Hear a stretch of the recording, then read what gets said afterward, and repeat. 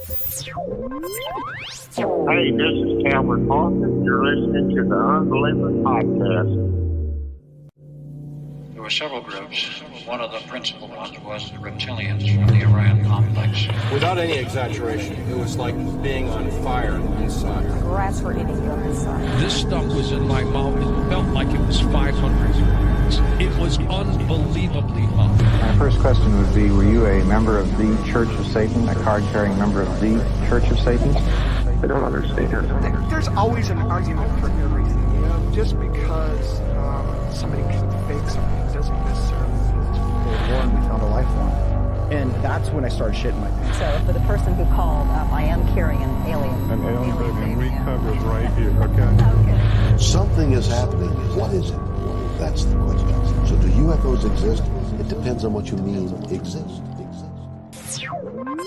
You're now listening to a fan of the Unbelievers podcast. If you're new to this, you might be asking, is this a real show? Yeah. It's the place to learn, to unlearn everything you know. Unlocking mysteries with a robo key. Yo, what's up? Welcome to Unbelievers Podcast Friday Night Live Stream. What's going on, everybody? It's your boy Russ. Russell Ryan. I said his name backwards. What's going on? I'm here with Chris Porteous. How you doing, buddy? Hey, man. Happy to be here. You guys have been killing it on the show the last couple episodes, man. I love that last one. That's some viral sound clips, man. That's good stuff in that last episode. So you're talking about the St. Francisville, which came out yesterday. We just did the St. Francisville experiment. Something I was so happy to find. It was, it just like a lot of stuff lined up perfect. But yeah, of course, like. Let me smell it. Let me smell you guys. I gotta watch The Real Thing. The Real Thing is great. You can watch it on Amazon for free because you get to have stuff like. Oh, I'm sorry, Ryan. Sorry, Ryan. Yeah, I had a lot of fun doing that, and I love the loose connection to the LaLaurie case at all. Like. It was like, we're building this up. Yeah, this big, huge New Orleans ghost story. It's like, it's in St. Francisville, though. It's like, why? What does this have to do with anything? Oh, yes. What, they thought she moved there? They thought she fled there or something? That was the story? Yeah, they're like, well, she could have fled here. And then she's like, I never said that. It's like, it's like you have no evidence that aliens weren't at the first Thanksgiving. No, they could have been. Prove it. Not at all. Oh, yeah. But yeah, we've been having fun cranking out episodes. Our buddy Brendan. I tried to get Brendan on tonight. He wasn't around. He's doing something fun. A lot of people are doing stuff fun, but we're doing something more fun. I'm staying out of the heat, man. It is freaking hot as hell down here in Louisiana. I'm in here chilling with you. We're having fun. And I have weirdly, I know I talked about I live in Lafayette, Louisiana, which kind of big town, but nothing ever fun or I'll say cool ever comes here at all. That I usually, if I want to go see a concert, see anything good, I got to go to either like New Orleans or Houston or somewhere like that. But we actually have there's a comedy show coming up. There's no comedy hardly ever comes here, and you'll appreciate this. It's got a Star Wars connection.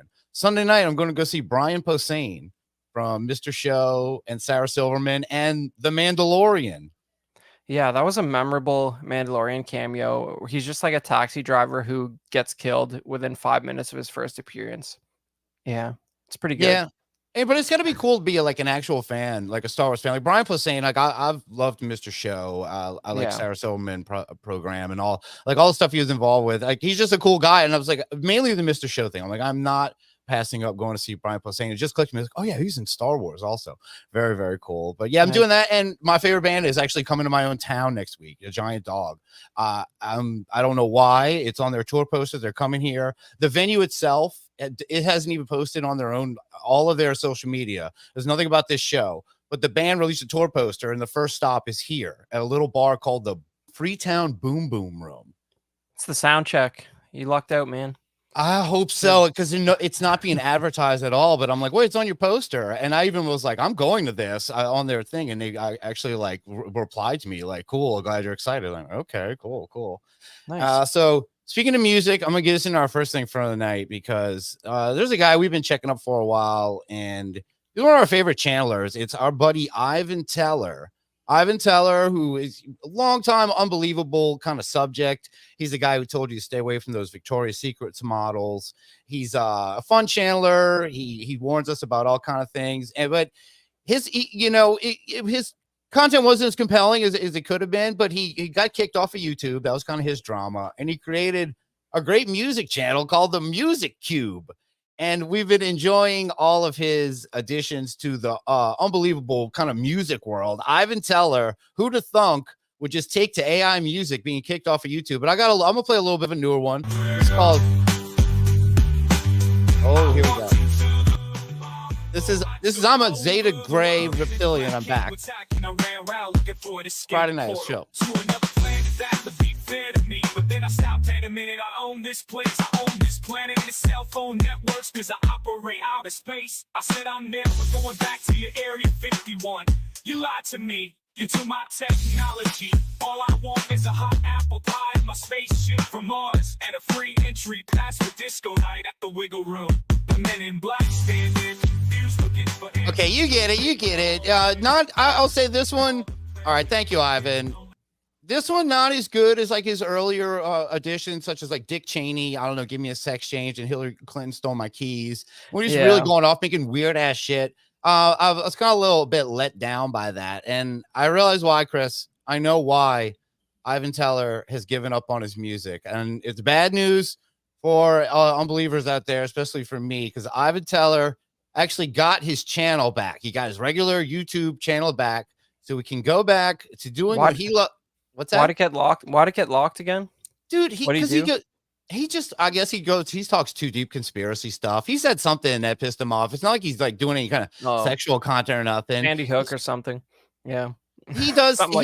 He gets in the things where I'm like, whoa. It's almost like there's a video where I'm with that Michael Ray Bauer guy, that Donkey Lips guy. Like I did get him to get me on his show, and he came over and we did a shared stream for a little bit. That was very strange. That video is up. It's me and Michael. It says Russ meets Michael Ray Bauer. That's Donkey Lips. And he wanted to just talk about mad conspiracy stuff like that. And I took it off our channel. I was like, he's gonna get me fucking kicked off here. It's crazy. I see. Yeah, he spoke a little too real about the Clintons or something, and he got temporary shadow banned on YouTube or something like that. Yeah, crazy. he thought he was gone for good, and because he went and created a whole new identity, this music channel, which we were loving, and now it's kind of tapering off a little bit, and it's because he is back, and I'm gonna try to so he's back, and Ivan Teller, yes, he's back on his channel. He's got a great, enthralling new stream for you, but I'm going to take some notes right here. And Chris, I know you do a show too. I want to take some notes about how to intro a show. This is, I think, probably the best way to do that. All right, greetings. All right, thank you for joining us. Okay. Hello and welcome to the Ivan Teller Hour. It's your boy, Ivan Teller, clicking away on the keys for you guys. And I'll tell you this was a channeling video he does. He gets in his deep channelings, but they're like 20, 30 minutes. Well, this one was called The Animal Within.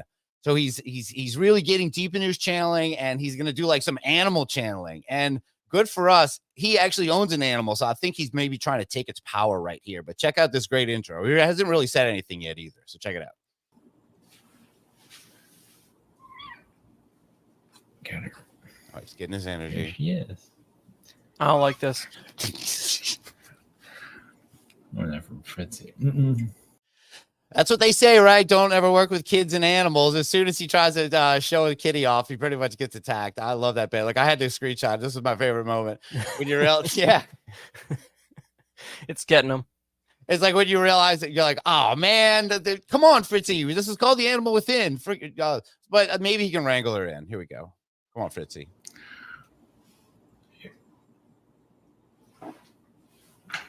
Here, boy. That's how cats work, right? Yeah. I'll turn on the background. All right, fuck it. We'll do it live. We don't need Fritzy. Fritzy's not helping at all. Fritzy is not a YouTube kitty. Oh, that's a great shot of Ivan there. So let's see. Well, I'll only give this a second because I want to get something else even better. All right. Rings. Okay. It's been raining here like crazy.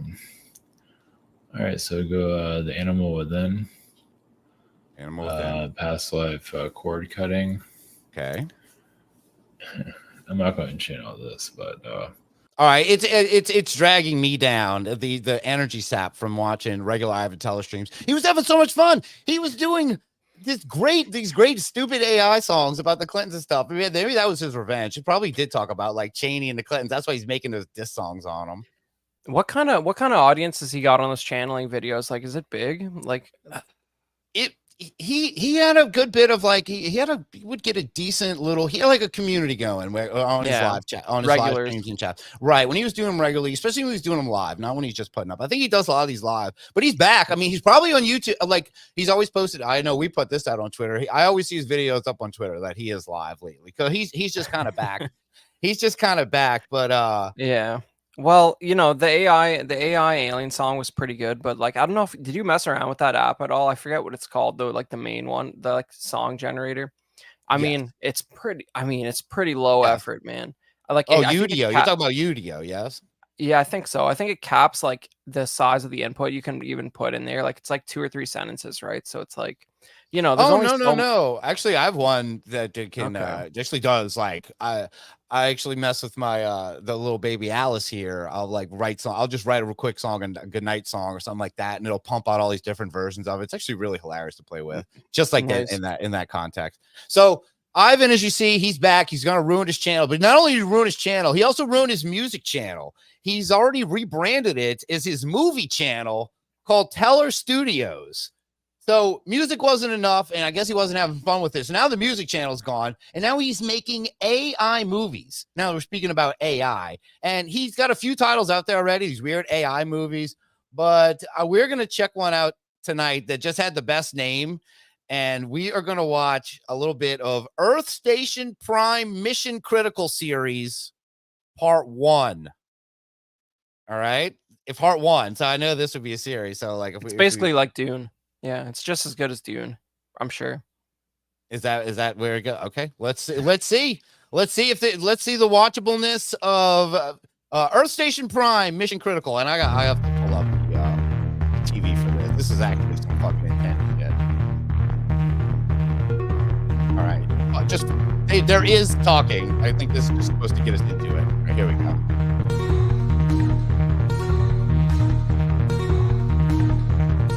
Wow. Sexy, baby.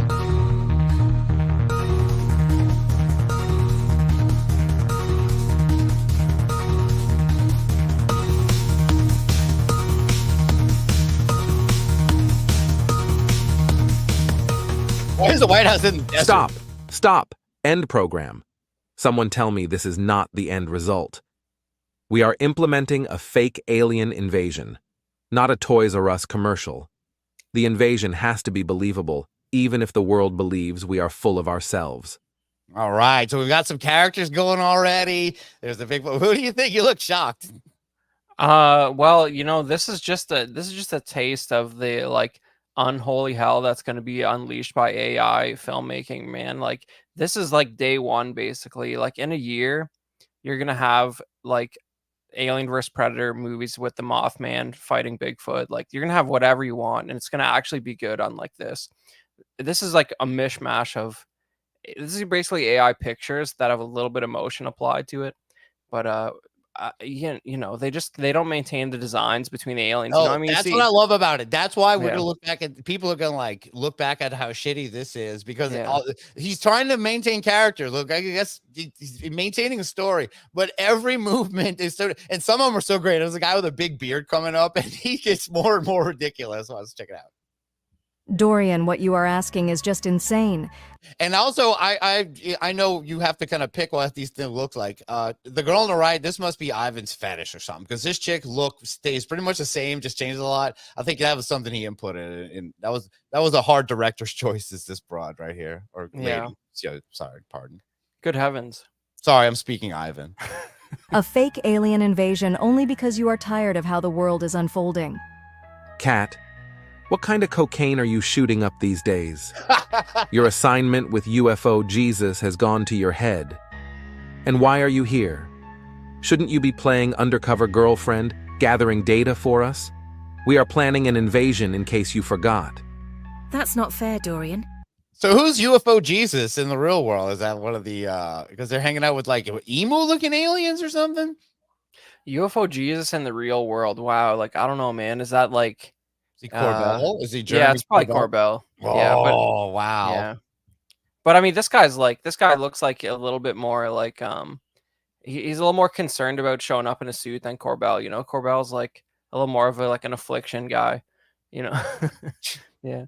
These robot ladies back here are not looking at Corbell like that, or maybe they are. The dudes definitely are. There's the beard guys in the back. They're having a great time. It's like the guy. Look at that one on the left though. That's just like a horrific screaming. Oh, I know. It looks like a garbage pail kid in the corner over there. For sure. A screaming dark face of like holes.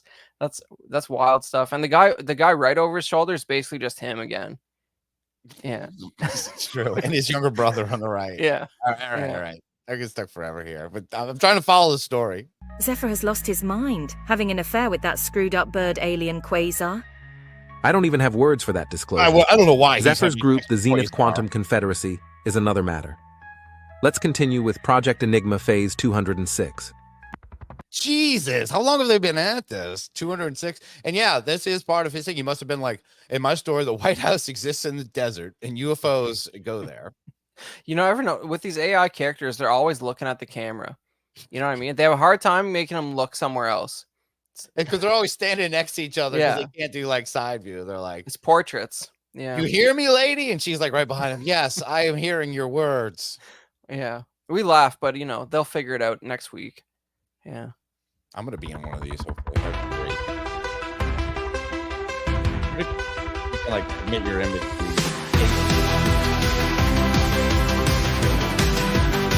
Come back to this music again.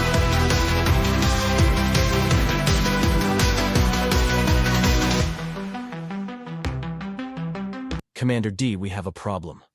A big problem. You remember that hippie chick, Alara Tabitha Zephyrus?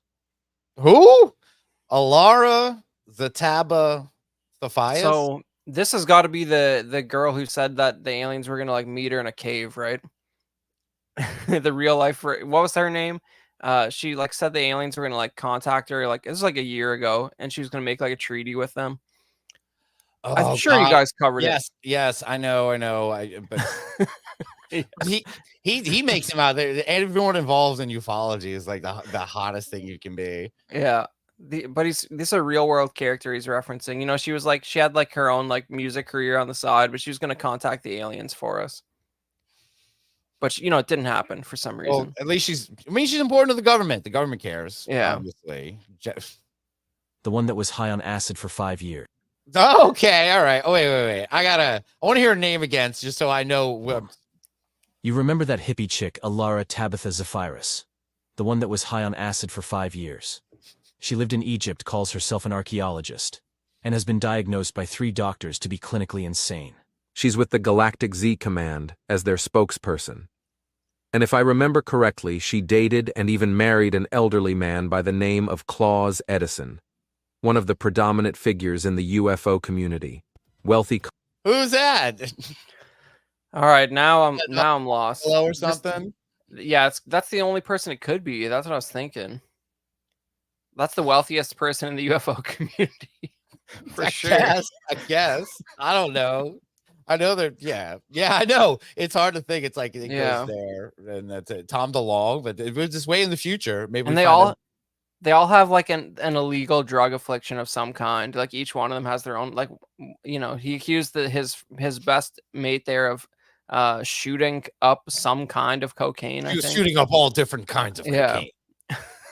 Yeah, that's like even if he wrote this, it's like that's like the least experienced drug person ever. Yeah, be like. This girl took acid for 5 years straight. It's like you can't. That's not. You'd lose your personality, I think. But the aliens, they helped her. The aliens were giving it to her. Yeah. Jesus, I don't know how long we can do this, but this is. Thank you. This is the music cube now.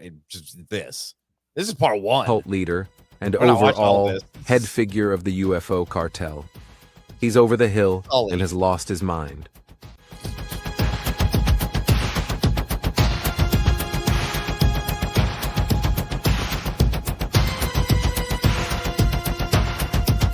He's got a little Calvin Parker action. He's fishing.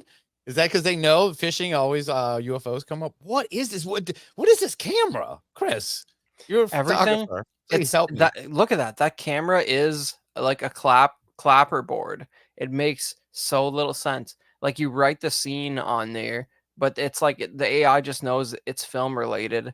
And here's another great example of That'd be everything. a cool camera. Hold on, you could design one where you hit the clapper down and it hits the shutter, right? Sure, but the whole point of the clapper is that you see it on camera, so you can sync up the audio and the video. So like it's already behind the lens, so it's not very helpful. It's AI just slipping big time. And as usual, everything's facing us, the audience. Even the lights are not aimed at the people; they're facing us, and they're behind the people. Let's get Earth right in there. Get right in the middle there, Earth. Yeah.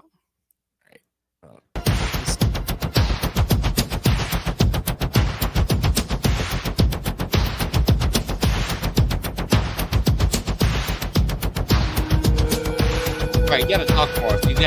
He is a little lazy with the writing here. He tells a little bit of story and then just plays an AI song. Yeah, it's a lot of portraits. All right, let's skim through this a bit. Oh, I want to see who this brave guy is. All right, let's just meet this guy. Please, someone interesting. Because I care so much for our cause. My millions of followers know it's not easy to be in my position of influence.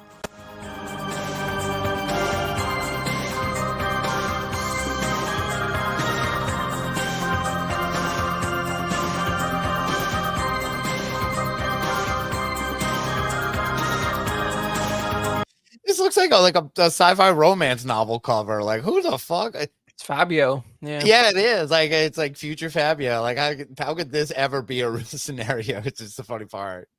Yeah, it's pretty wild. I mean, but it's it's hard that he just makes you watch this for like hours. But the weird thing is, like, and my knee-jerk reaction would be that this has no audience. But then yeah, it probably does.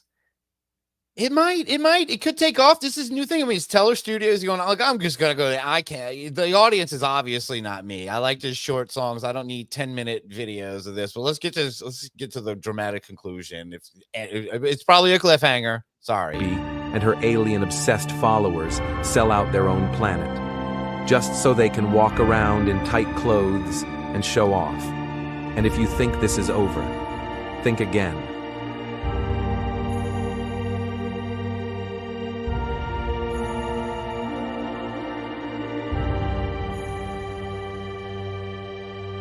All right. Finn. Oh, yes. Great job. Teller Studios. Look at that. Yeah, I can't tell if he's trying to like promote conservative Christian values or what he's doing, man. Like he was just like, oh man, they're gonna wear all kinds of tight clothes and try and be too cool for school. We don't like that. I don't know. He's definitely not. No, he's definitely not in the Christian camp at all. He's way deep UFO. No. He's more. He wants more of a cult leader than that. But that would never happen. I don't know where those two things overlap, man. Like you hear I think like Lou Elizondo was saying like some of his like bosses in the Pentagon like thought the aliens were demons and stuff. It's like guys way up in your government are like, those are probably demons. We should probably just not look at that. That is wild, and I'm glad you kind of bring it to like. I kind of want to bring this to actually a fun but serious a little bit UFO thing. So I found this great thing that I want to watch. It's way better than that. It's a pretty decent older UFO. I don't know, talk show. I don't know, call it. It's some kind of, but it was called UFO Cover Up ? Live. And it was a pretty serious and focused program featuring top men of the UFO world. Stan Freeman's in this, Bud Hopkins. But there's also some ladies in it as well. I'm going to cue it up now. I think you're going to dig this. We'll just watch the very beginning. Thank you to for whoever posted this. The name will come up when I put it up. They cut out like all the music and intros and everything. Made it very fun to watch. Let me find the UFO Cover Up Live. This is from '88. So this is kind of some great older school. Wait, where is this stupid thing? The interviews. There we go. All right. It's just named stupid. Here we go. Headlines are. This just jumps right in. There's nothing to it. Here we go. And yeah, Eyes on Cinema is a great YouTube channel. They put a lot of old, cool paranormal videos up all the time. And there are some parts of this I really want to watch. We'll watch the very beginning, but I want to skip to a very interesting part. Here we go. Around the country aroused so much attention that the Air Force formed an official investigative unit, Project Blue Book. With me now are two retired Air Force colonels who were actively involved in that inquiry. Colonel Robert Friend, who headed up Project Blue Book for 5 years, and Colonel William Coleman, a former Air Force squadron commander who was Pentagon spokesman and chief of public information for the Air Force. Colonel Friend, Colonel Coleman, welcome. All right, so we're gonna skip to an interesting part, but this is a live show with this crazy spaceship looking deck to it and everything. Like I said, a lot of the favorites pop up, but what a weird thing to just pop on. I know they kind of do, like, you know, with all the you know, whistleblower stuff for a while, like news organizations were taking serious, but this is when it was taken pretty damn serious. It's great. Yeah. Well, hey, Joe Filler in the comments there.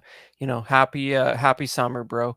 But yeah, this is crazy. Like, look at this set. I mean, you got real Air Force guys coming into a set like this. You know, I wonder what it was like when they showed up that morning to see that the UFO that they're going to be hanging out on, like, lawn chairs on. But and there's no audience either, which is a little strange. Yeah. Too. But and it's live, so this is live TV. There's no reason any show like this needs to be live. I don't know what the appeal of this being live is. So watch this. They're to show off. Like, this is like Gulf War era almost, like a little around that time where via satellite was first kind of coming in, where you could use, you know, we're live and we got someone via satellite. And via satellite usually implied that someone was pretty far away to be on live TV. So we're going to get to a part where they talk to this guy, Bob Berry, but then we get to call Russia live on TV. This is like one of the first live TV Russia calls. This is great. Incidentally, Captain Daniels now lectures at San Francisco's Fear of Flying Clinic. I mean, flying airplanes, not flying saucers. Well, okay, wacka. So he's going to the next segment, but yeah, there's some little zingers. And now from Manitoba, Canada, an eyewitness account. Welcome, Mr. Robert Berry, an independent researcher and investigator from York, Pennsylvania. Bob, tell us about the sighting near Winnipeg, Manitoba. We're watching as this UFO moves across the screen 3 times at normal speed. Then the same movement once in very slow motion, 1/40th the normal speed. Now here's another sighting of the same object, also witnessed by the whole town of Carmen, Manitoba, who turned out for the incredible light show. Wait, well, hold on. They give this guy no time. They're like, go right into it. The video's going to be up. Go. Is this a Canadian accent you recognize? You're Canadian. You can rep this guy. No, I mean, I don't recognize this, but didn't they say he was from the States and you just happened to, like, be bringing the story from Manitoba? But I don't know, man. Every time I see one of these UFOs that's bouncing around all crazy, it seems a bit suspicious to me. Like, you know, it reminds me of rods. You know, I don't know if I can abide by this UFO zooping around like that. I mean, is there any new information on rods? Yeah. Yes, there is. You think the real aliens would figure out how to drive in a straight line? That's all I'm saying. I don't know what the deal with that is. Yeah, the ones in our background, look, that one's going pretty straight. And the ones in Ivan Teller's things, those things are solid in the middle. Those things are not, those things aren't fucking budging. All right. Yeah. So let's get a little bit. Bob does it. They make these guys, man, this is snappy. There's like a shitload of people on this live show. They were just like hustling these people in. It's great. But the call after, they get a little break where they're going to call Rush after this, dude. And I like that part. Now, as we slow the film down, watch as the UFO jumps from the right side of the screen to the top of the screen and lights up the whole sky. The UFO is calculated to have been traveling faster than 30,000 miles an hour. Now, by satellite to Moscow for the first UFO glasnost in television history. Please welcome, from the Soviet news agency TASS, our journalist and UFO investigator, who has researched many encounters with UFOs in the Soviet Union, Mr. Sergei Bulantsov. Tell me, what are the most impressive recent UFO reports in the USSR? Your first contact with Russia, and he calls them UFOs? Have you seen a UFO, my friend? I mean, Fritz, damn it. This will be interesting because, you know, it's like it's a couple years before George Knapp snuck over there and, like, smuggled out all the Russian UFO files. So I wonder how transparent they're going to be in 86. Oh, 88 to be fair. Okay. So let's go back in when he throws in, because this is pretty snap neck. This is just you gotta blink and you'll miss it in this terrible exchange they're gonna have. I'll keep quiet for it because it's fun. Investigator who has researched many encounters with UFOs in the Soviet Union, Mr. Sergei Bulantsov. Tell me, what are the most impressive recent UFO reports in the USSR? In 1984, a Tupolev aircraft flying from Tbilisi to Tallinn encountered a UFO at 4:10 a.m. Can you tell me who witnessed the event? First, the pilot noticed. First the pilot. Hello. Come in, US. Are you there? Yeah, that 3-second lag back then, that'll really mess you up. I don't know. He's being very off-put by it.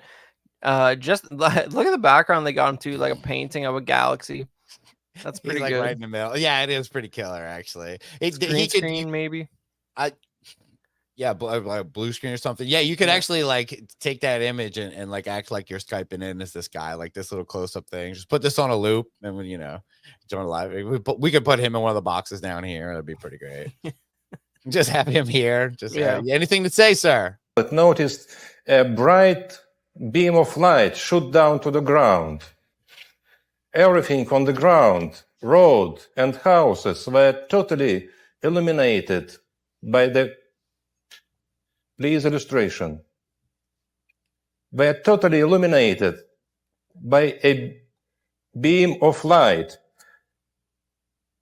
The beam of light was redirected onto the airplane, and the crew saw a blinding white point of light surrounded by concentric colored circles. Yes, I'm told that indicates the presence of a very strong magnetic field. What happened next?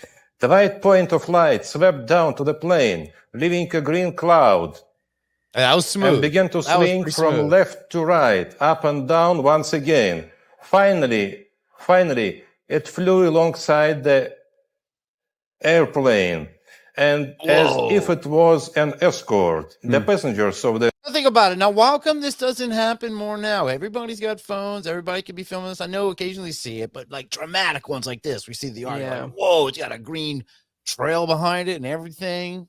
You do hear there's quite a few reports of like the sort of like idea of it flying alongside as an escort. Like I've definitely heard that at least like 5-6 other times, but you gotta believe that if they're all they're cracked up to be, they're aware of our current cell phone technology, like they're just like, oh, these guys got the cameras are getting too good, we got to space it off a little bit. Man, let's just travel back to the good old days. We'll just go back then and mess with, just follows planes around and mess with them. And probably whoever like in intelligence in the U.S. is watching this going, we've been fucking with Russian, forever. Yeah. They actually think that, well, get him on. No, he says it's a UFO. Oh, yeah. No, get this guy on. Yeah, he saw one of our things. It's great. I got to say, though, like that other painting, like that's like metal as hell, man. That could be like an album cover or something. That's pretty good. The other painting where it's like, the other one where it's like lasering the town and the plane at the same time, like that's good stuff. I'll pull back up here, but I want to see. Yeah, because he kept that up for a while. There you go. I mean, this is what we need to bring back to like alien documentaries. Like I don't know if you remember, like James Fox's most recent one, Moment of Contact. Like the artist renderings in that were like pretty crap compared to this. They're like flash animations and stuff. Like this is fine art. This is good stuff. Yeah, it is pretty cool. It does look like concept art for something, and it also like leaves questions like, is the plane shooting something, and is it plane getting shot? Yeah, it could mean anything. I mean, we know it's a plane, but if you just saw this on its own, it almost looks like a fucking starfighter. It doesn't look like a commercial airline just from the angle it's taken here. You could interpret that differently. I'm pretty sure the guest said that the UFO shot light at the plane, but I could forgive you if you missed that. Yeah. No, I know that, but I'm saying the picture itself, if it was standalone, you could imagine that. Yeah. That's all. I mean, it's beautiful though. I love everything about the imagery here.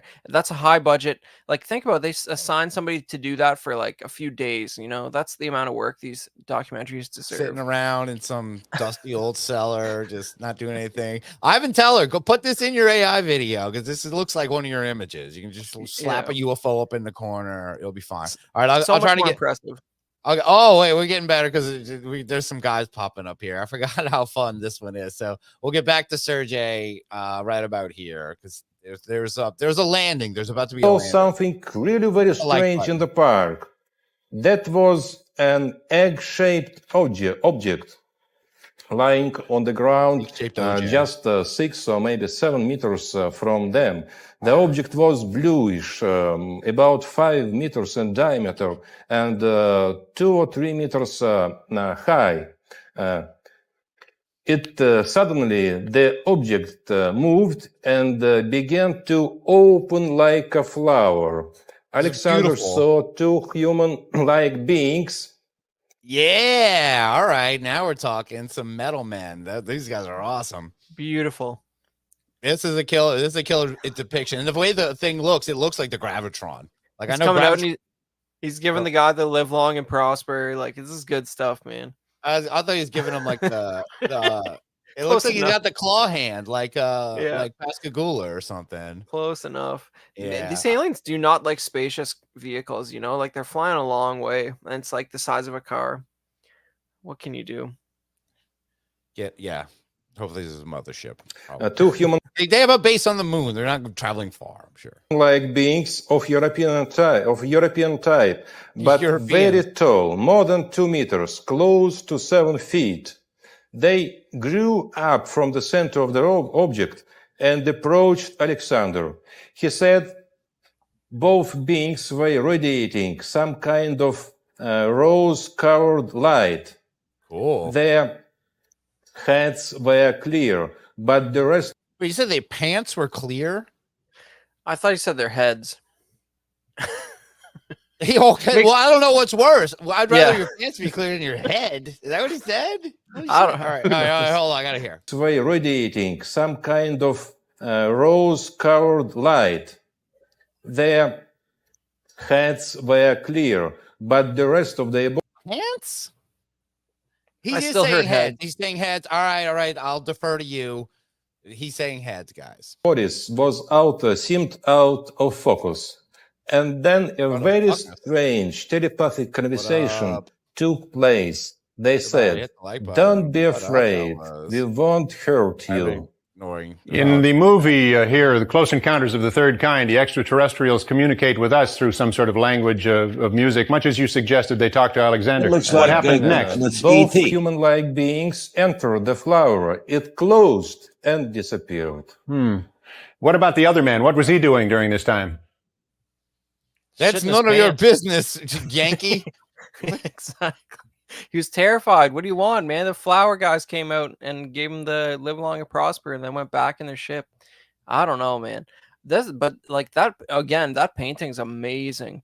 They all are. Like all three. I know. They are. It's just I want to see the series. I want to see this guy's book or whatever. That's the best. The worst thing. They never credit the artist on any of these. Who would know? We'd have to find some old dusty VHS tape, and still, you'd have to get to the credits. Yeah. I don't know. Maybe.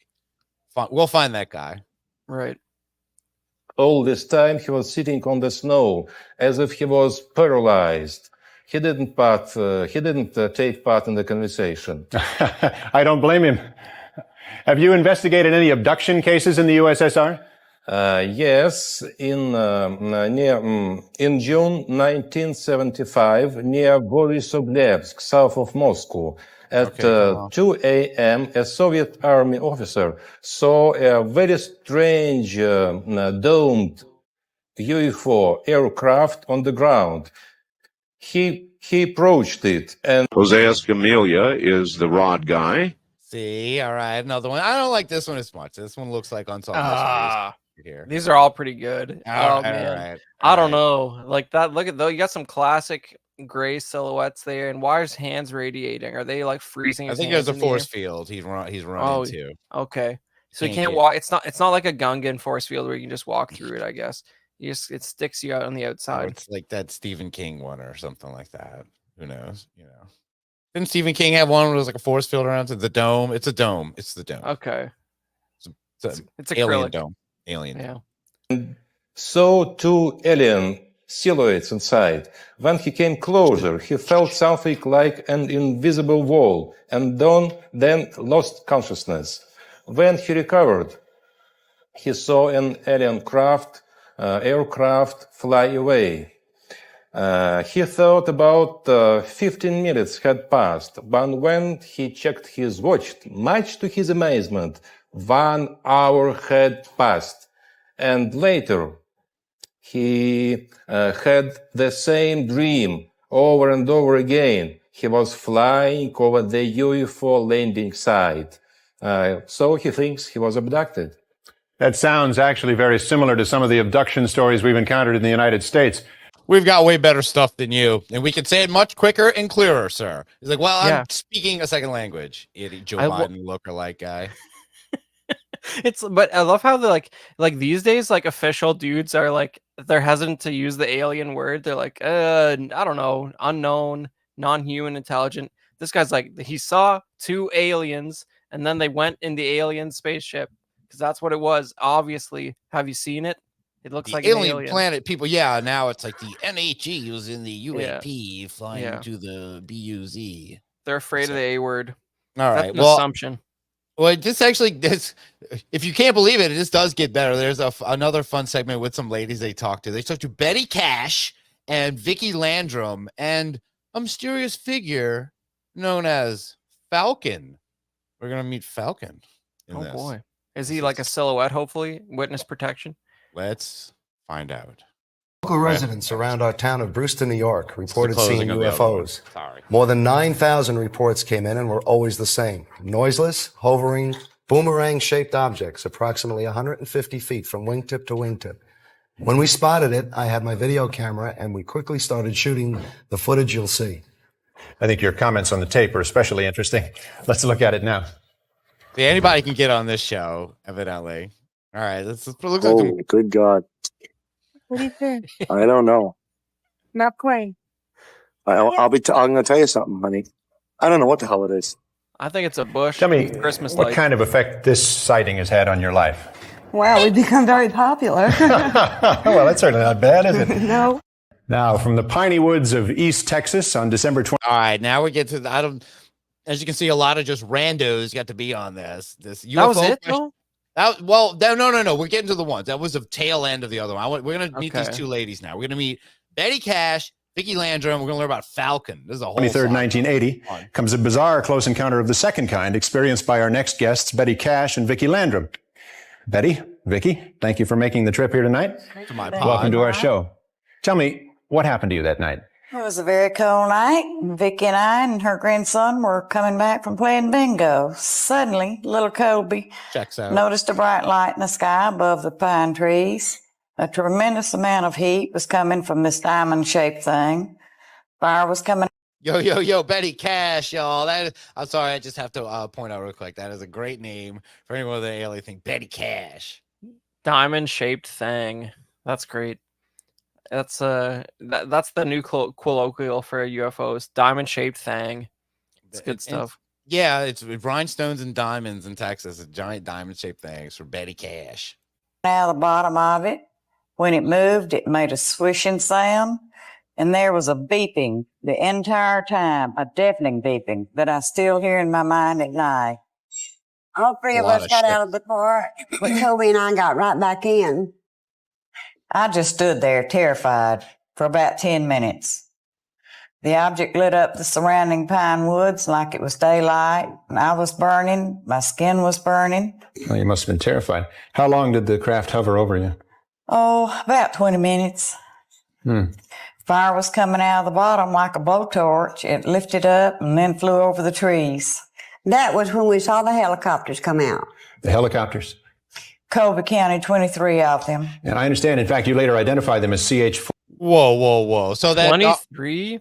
So that art was actually accurate. That shot of the floating diamond that lit up the entire pine forest, and 23 helicopters. How would you even, if there was that many helicopters, I would be like, there was like 15 or like third. I don't know how you get that exact number. I don't think they've used that many helicopters in one operation for quite a while. How dangerous is that to have 23 helicopters in like a small vicinity? These are fucking helicopters. One hits one, it's fucking chaos if they're covering this thing. They're just spinning around. That is a bad idea. Yeah, man. I don't know. There's some good diamond shaped craft cases like like that there was like a US military base in Australia where a few civilians reported like a diamond shaped craft like flying alongside the highway keeping pace with cars and stuff just for fun. They're just messing with people. But yeah, this is a classic case. But Cash really seemed like she's reading from a teleprompter off camera. Like she's like, listen, this live thing, I can't handle it. I just got to write my story down. Probably smart. I do like how I like how they sat her over that light. That light should be like between them. That she's like looks like she's about to get sucked into some like trash chute or something like that big, or just beamed away somewhere at any time. Yeah. All right. Let's get back. 47 Chinook military helicopters. Yes, it seemed as if they were trying to escort the craft somewhere. It looked like they were about to collide. The roar sounded like a tornado. When we got home, I washed Kobe off and put him to bed. When the water touched his skin, he cried out like he had been burned, as if he had been in the sun too long. And what is he holding up cue cards though? Like, where's his teleprompter? There's something like that. She's not reading from that far, especially teleprompters back then. It does seem memorized. Though. Yeah, well, the way she said, as if he had been, it's like there's no contractions. You know what I mean? Like it's very like matter of fact. Wooden, very prepared. But if you even prepare, who knows? They learned from it. This is from a different time. These people were old in 1988. So R.I.P. both of you. There's no way you guys are in your 120s or whatever now. Classic case. Yeah. All right. Sorry. R.I.P. Betty Cash. I'm gonna spill your wallets out for her, please. Here we go. I was too sick to work the next day. My eyes swelled closed and welts appeared on my face and head. I thought I was going to die. Vicky came and took me to the emergency room of the hospital. They treated me like a burn patient. Over the next... I thought you was going to say a vermin. They treated me like a vermin. They were going to throw me into the veterinary guy. I look so messed up. A varmint. Yeah. Varmint. Yeah, varmint, I guess, is more Texas. It's one of those. She wanted to say, treat me like a varmint, but no. But this is, that's why it's a famous case, man. Like she had a little bit of physical evidence with those burns and stuff, but the least credible thing is the 23 helicopters all flying real close like that. I don't know about that. Weird. It's so weird. His skin, he cried out like he had been burned, as if he had been in the sun too long. And I was too sick to work the next day. My eyes swelled closed and welts appeared on my face and head. I thought I was going to die. Vicky came and took me to the emergency room of the hospital. They treated me like a burn patient. Over the next few days, I kept losing big patches of skin on my face, and about half my hair fell out. They kept me in the hospital over a month with no improvement. It seems to me it takes remarkable. So this sounds like an actual, pretty good physical evidence case. The way she puts it, man. Like, who would put someone up to something like this, or what's the gain of it? Just to get on this stupid show? Yeah, I mean, this is a real famous case. I mean, it's been studied to death, and like it's held up over the years as just one of those examples, like where how do you explain what happened to her, But I buy it. It's just the delivery is a little bit comedic, but yeah, but I still, dude. I mean, because there are a couple of ladies like brave enough to go on live TV and pull this off, and they got to sit with this guy who gives them nothing, and they say their stuff. He's just like, "Wow, anything else to add?" And they're like, "Oh yeah, I guess I got to keep talking. You're not like leading me. This isn't a conversation. This is a dictation and a nod. Yes, thank you." Yeah, man. Come on, Sleepy, whatever your name is, the host guy. Like, get your shit together. It does get interesting though. Hopefully, we're gonna meet Falcon pretty soon. Inner strength to survive an ordeal like that. How are you doing now? I have cancer. I was operated on in March 1983, and the doctors could not say if they got it all. Now, some days I'm okay, other days are terrible. Has the government ever expressed a willingness to take responsibility for this thing? No, and I'm mad as hell, and disappointed with the government of our United States. Well, I don't. Ooh. All right. Yeah, there you go. Yeah, I love that. How you doing now? I have cancer. Wow. That's extreme. That's an extreme reply to how you doing now. But yeah, she's mad at the government of the United States, and it's as if this could have come out today. You know what I mean? Like really, I know. No justice for Cash.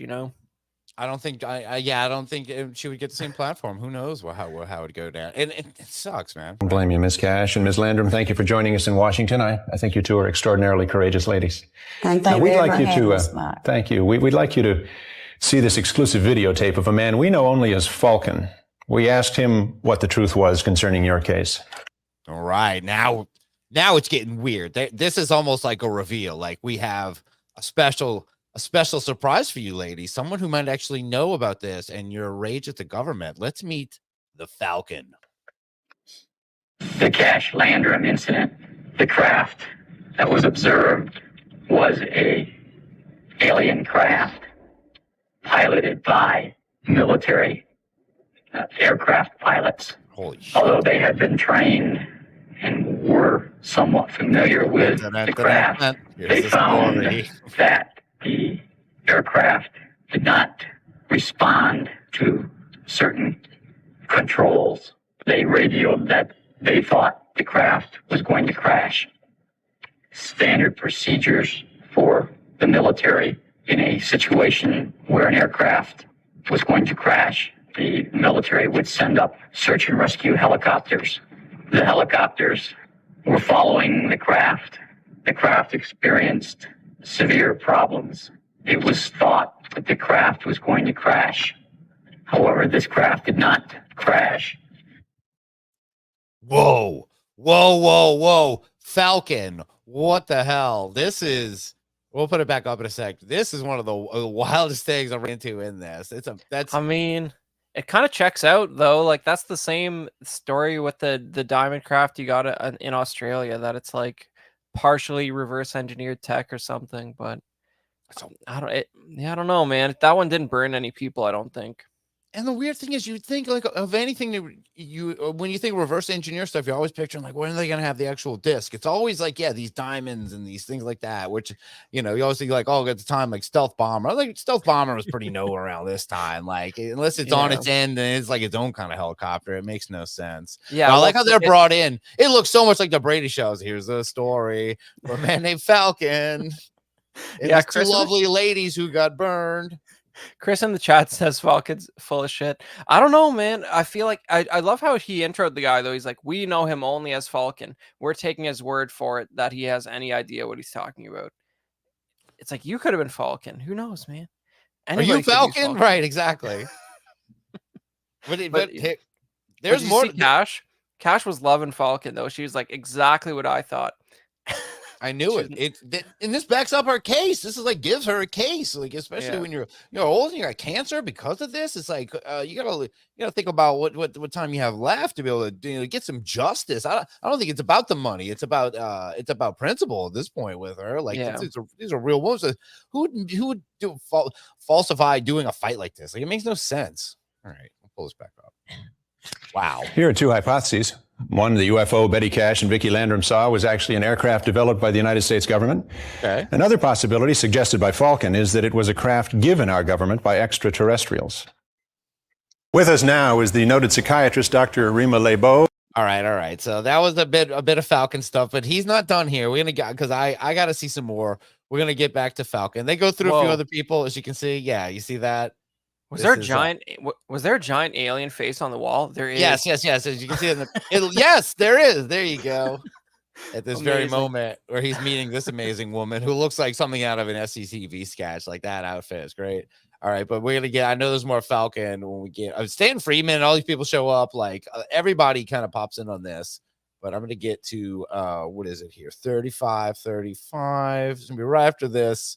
There's more Falcon action. J12 Table of Organization created by Moore and Chandere purports to give us an understanding of a complex intragovernmental chain of command existing solely to oversee, organize, and administer the data on UFOs and ETs. Gentlemen, thank you very much. Thank you. I met with a government intelligence agent with the code name of Falcon in 1983 with Jamie and Bill at the time that I was an executive producer of news for the CBS station in Los Angeles. That would be Jamie and Bill, or Jamie Chandere and William Moore, Bill Moore. Okay. Both very big ufology guys, and this kind of goes deep into their kind of early lore. And at the time, we verified as authentic his credentials. Bail Organa. And then again in 1987, we met again with Falcon and again verified his credentials.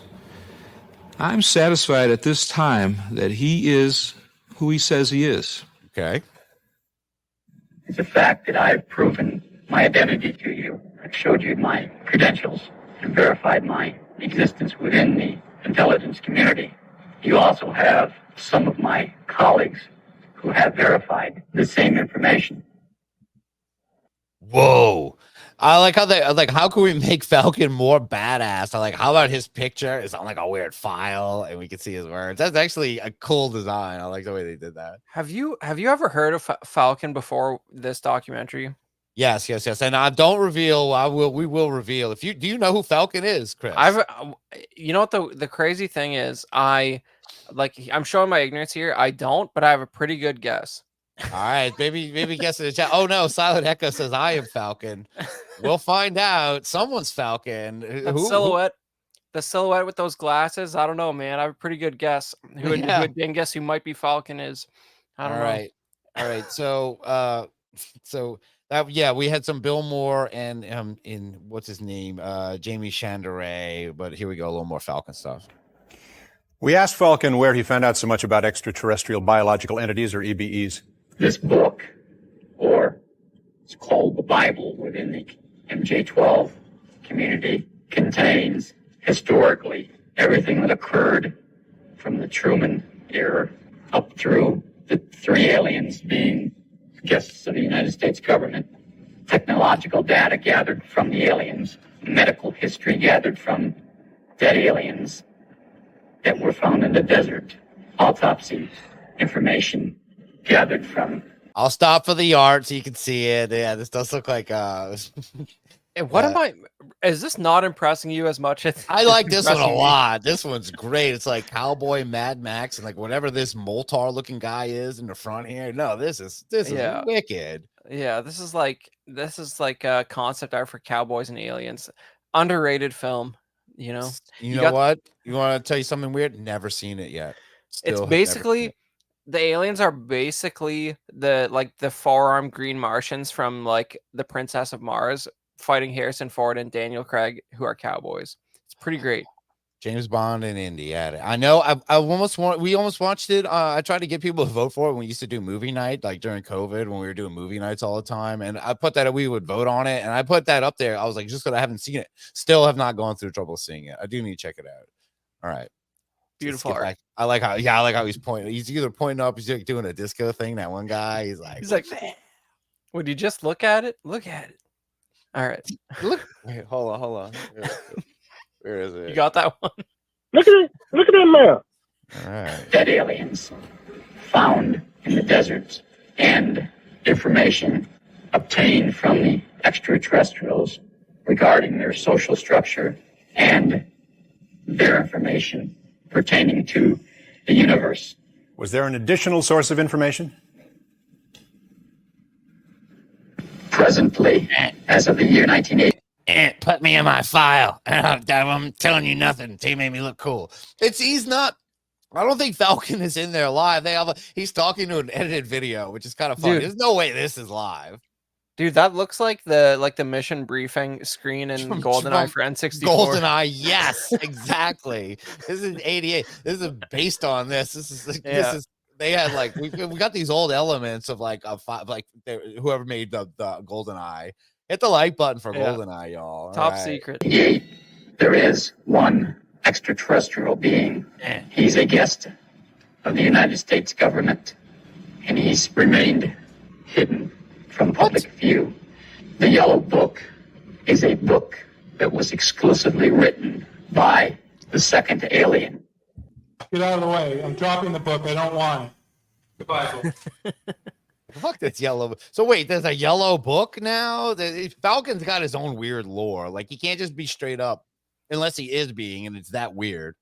I think Mr. Falcon probably intended to write that yellow book at one point, but he got lazy and didn't finish the project. You know, it was an art project he had on the side that he really was excited about for a few weeks, but it just sort of fell off when he started doing other stuff. I guess so, man. I don't know. I am digging more of the art though, because it just looks like old 70s bed sheets, like and stuff Yeah. like that. Yeah, and knockoff Star Wars art, which we all Yeah. appreciate. What's a little more of this, and I'll give the big reveal. I do know who Falcon Relates is. to I'm gonna about to dox aliens, Falcon planet, for all you guys. solar system, suns, the culture, and the society makeup on the planet, the social structure of the aliens, and the aliens' life among Earthlings. What was most intriguing to me in my experience with the aliens is I believe, an octagon-shaped crystal, which when held in the alien's hand and viewed by a second person, displays pictures. Whoa. All right. So this is like their communication devices, and this is Falcon's big info. This is what Falcon knows. This alien is just like in a nice house with like a bay window. It's just like, why is he hanging out in there? Is this my nice house? Is this my cool crystal? Do I live next? Yeah, it looks. We're back to Ivan Teller's fucking AI things now. This is good. This is another frame. Ivan Teller, get on the shit. What does the crystal do? It displays pictures. Wow, that's a lot of effort to display some pictures. You know, I think we got that figured out too. Yeah. It was great tech at the time. All right, this is Falcon's big news though, and I'm about to dox the shit out of Falcon in a second. Pictures can be of the aliens' home planet, or pictures of Earth, wife, many thousands of years ago. Old We asked where the EBEs came from. Oh, hearing EBE goes way back then, man. I didn't even catch that, and he didn't even like explain break it down. No, no one knows what the hell he's talking. Who's EB? Especially this is early. I have a hard time doing it now, and it feels like it's only become in vogue in the last couple of years. Everyone's like, oh, EBEs and NHEs and all that. He's dropping those now. Falcon, he's in with Falcon. He knows the real deal. He knows the real acronyms or whatever they are, right? Abbreviations. Yeah. Come on, Falcon. He was in the Zeta Reticuli star group. The what? Now Condor tells us about a deal our government made with the aliens. From what he understands, an agreement signed between. Sorry, we must have missed it earlier, but the other informant being Condor. Oh God! Now I haven't got dug into Condor. If people please find out who Condor is. All right, Condor. That is literally one of the characters in Mask. Is Condor? He's the guy with the green bike, the old Mask cartoon in Toy Line. Nice. Yeah, that's a great code name. He's probably, his real name is Brad, and he's a rock star. That was Condor's real identity. Our U.S. government and the extraterrestrials, and essentially the agreement says that we won't disclose your existence if you do not interfere in our society, and we allow you to operate from a designated base here in the United States. That's from the NES Top Gun game. That image. That's the least impressive one.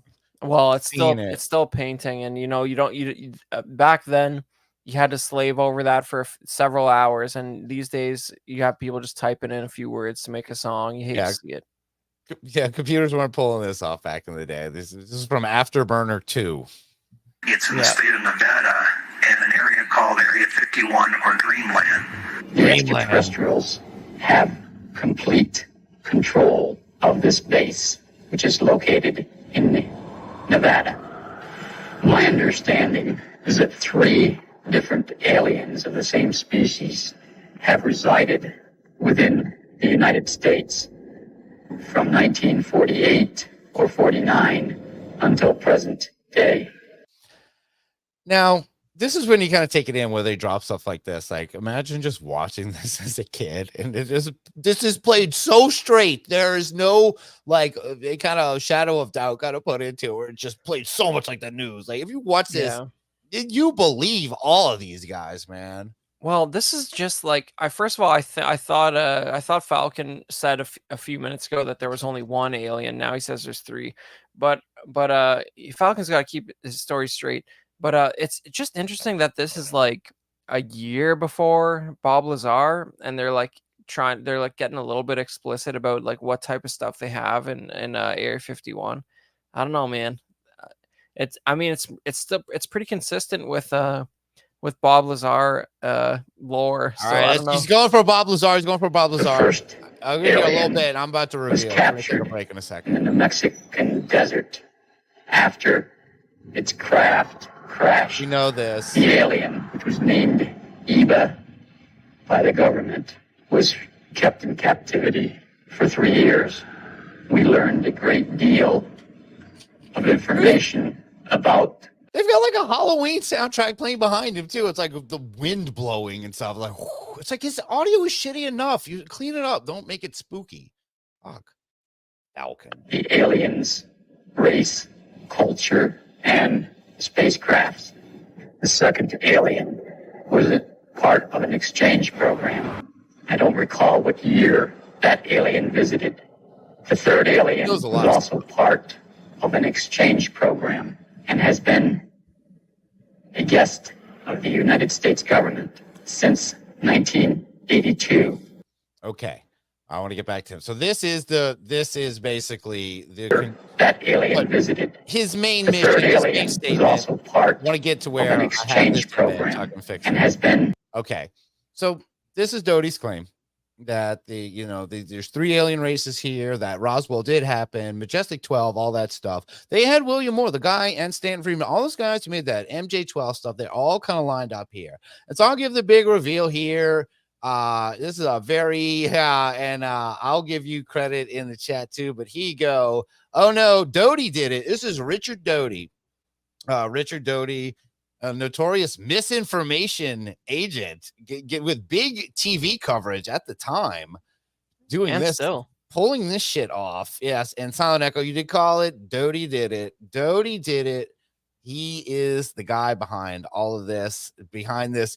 And we only learned about his kind of involvement just, I don't know, maybe like less than a decade ago that he came forward. And his stories are like the craziest to me. Let's get this out of here.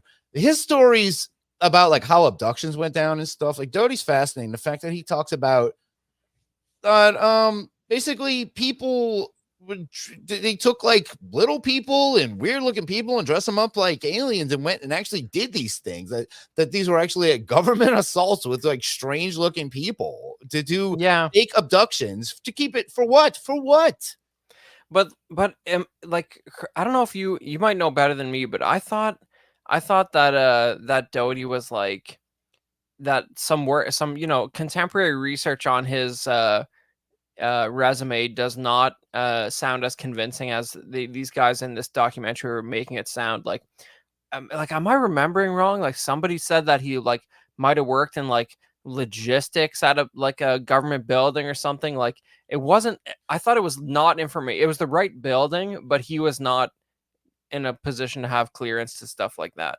But his whole thing, remember, he messed with that guy like through his phone and stuff like that about seeing UFOs, and like he was that gaslight.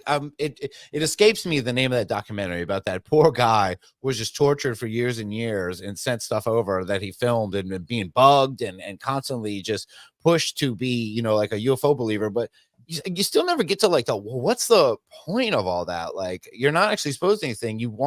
Why do you want people to believe all this crap? So it just makes everybody stupid. Like I don't get the end. I never gotten the end game on making people believe in UFOs. Well, that's the thing, right? Like, say if Doty just was bored and messing around, and like it was never a government mandate, what all the stuff that he did, it's a pretty good story to have because the government's never going to come out and say, "Yeah, we were paying that guy to just sow chaos." That's the weirdest. I know, it just messing with like individuals in the weirdest fucking way. I mean, maybe just somebody got off on that shit and they were like really into aliens. Like, well, fuck it, I'm gonna make aliens happen. I want more stories. I'm gonna do it like this. So I'm gonna say this right now. I got another fun bit. Something completely left field from this. A new person that we really need to get into. But I'm gonna take a little break real quick. But I'm gonna put a video up now. I know I talked a little shit on Ivan Teller earlier, telling him that I was saying, all right, the music cube's dead. Now it's the movie channel. And that was really bad. But he did actually do something very recently. He did release a song. He's still releasing some songs on that. So I'm going to play that. I'm gonna play that, and we're gonna take a quick break real quick. It's probably gonna show my whatever empty thing here, but here we go. The music box. I'm gonna take a little break. We'll be right back after this. But you guys enjoy Ivan Teller's new kind of music cube song called Boxman. And apologies in advance. I'll be right back.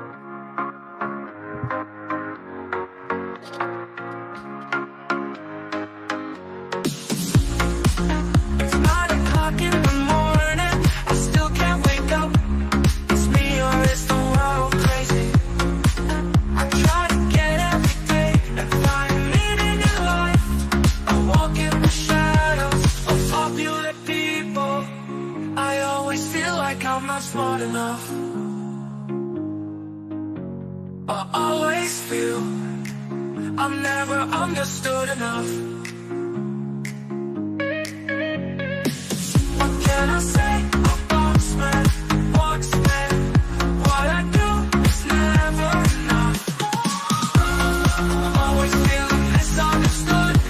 I travel the world and never know enough. What can I do to be appreciated? I feel like I never do enough.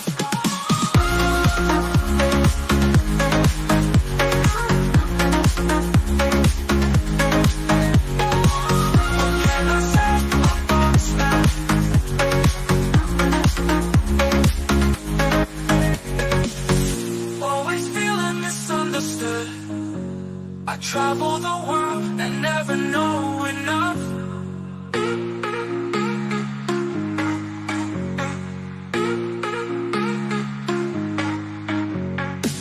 What can I do to be appreciated? I feel like I never do enough. What can I say? A boxman, boxman, boxman, boxman. Always feeling misunderstood. I travel the world and never know enough. Always feeling misunderstood. I travel the world and never know enough.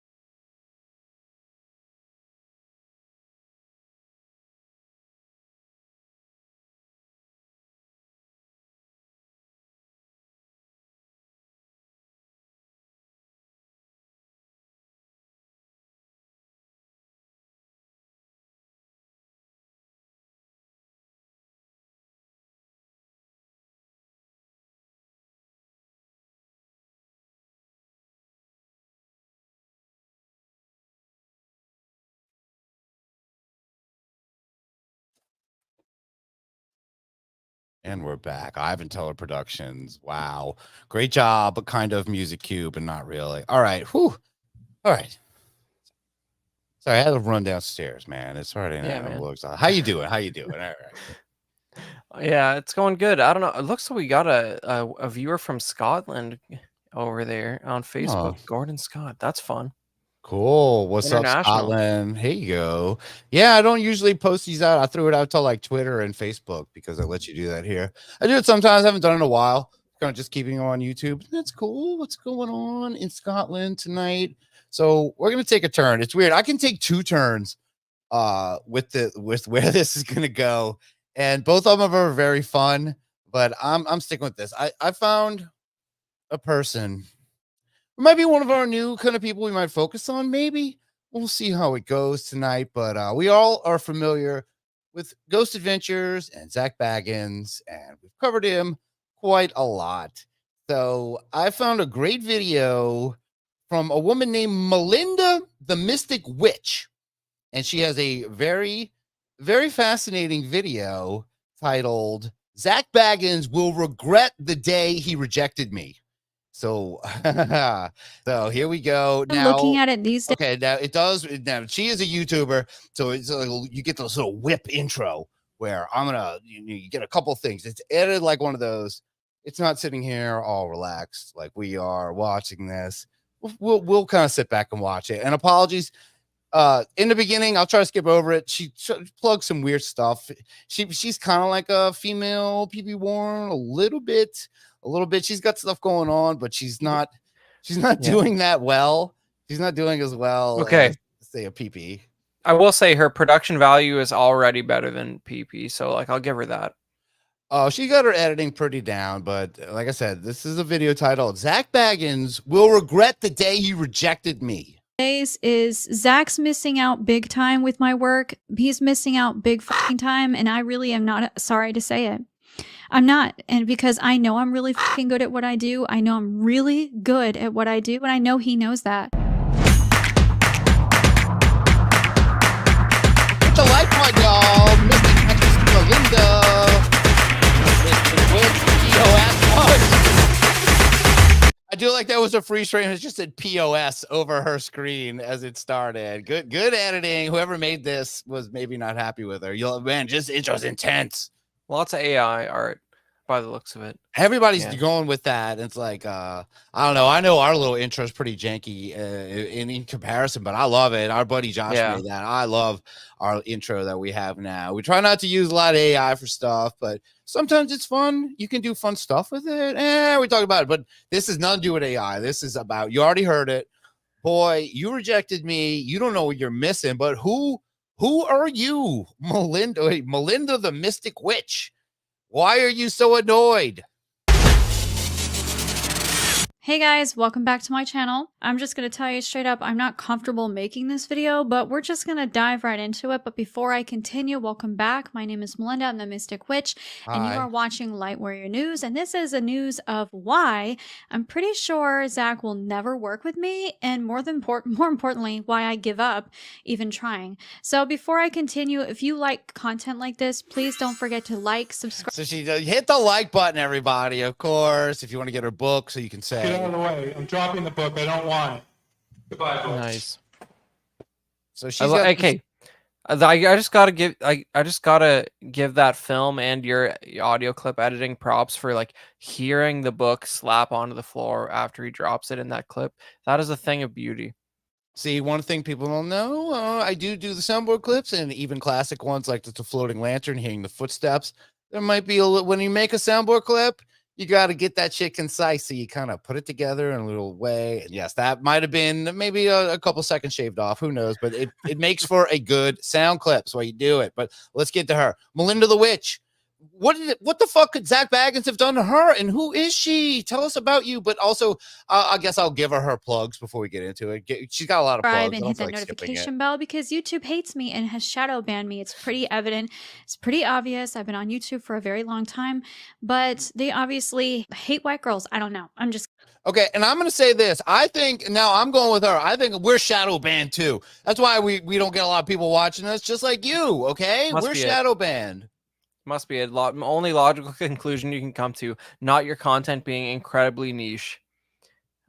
Is that how you do it? Look, guys, hit the like button, because we're probably shadow banned because she's shadow banned, and we're playing, maybe we aren't, but we probably are after this. So I'll always use that excuse, like, well, how come you don't have like hundreds of people? I'm shadow banned, like, because of her. Fucking Melinda, man. But this better be good, and I don't want to have to defend Zak Bagans, but goddamn it, I will if I have to. kidding. I'm just saying that from my perspective, they just obviously are anti-freedom of speech, anti-personal opinion on things that are nowadays considered controversial, when it actually just means you have a moral compass and a moral code. Also, if you're liking this kind of content and you want to see more videos like it, you can also check out my website at lastfrontiermedium.com, where I have a main subscription now available, where you can get a monthly subscription, or where you can pay monthly, or you can pay for an annual subscription. And it's amazingly fair considering how much of the content you're going to get that you won't get here. So make sure. It's actually, you're saving money by signing up. Did you see that picture of Satan eating a guy? Oh yeah, hold on. I gotta go back. So much. She's so distracting that is there Satan eating? Oh, okay. I see. Go back a couple seconds. All right. Sorry, after Light Warrior. This is when she's like, "You really kind of want to get in on my website." I have a main why. subscription now available where you can get a monthly subscription, or where you can pay monthly, or you can pay for an annual subscription. And it's amazingly fair considering how much of the content you're going to get that you won't get here. So make sure you check that out.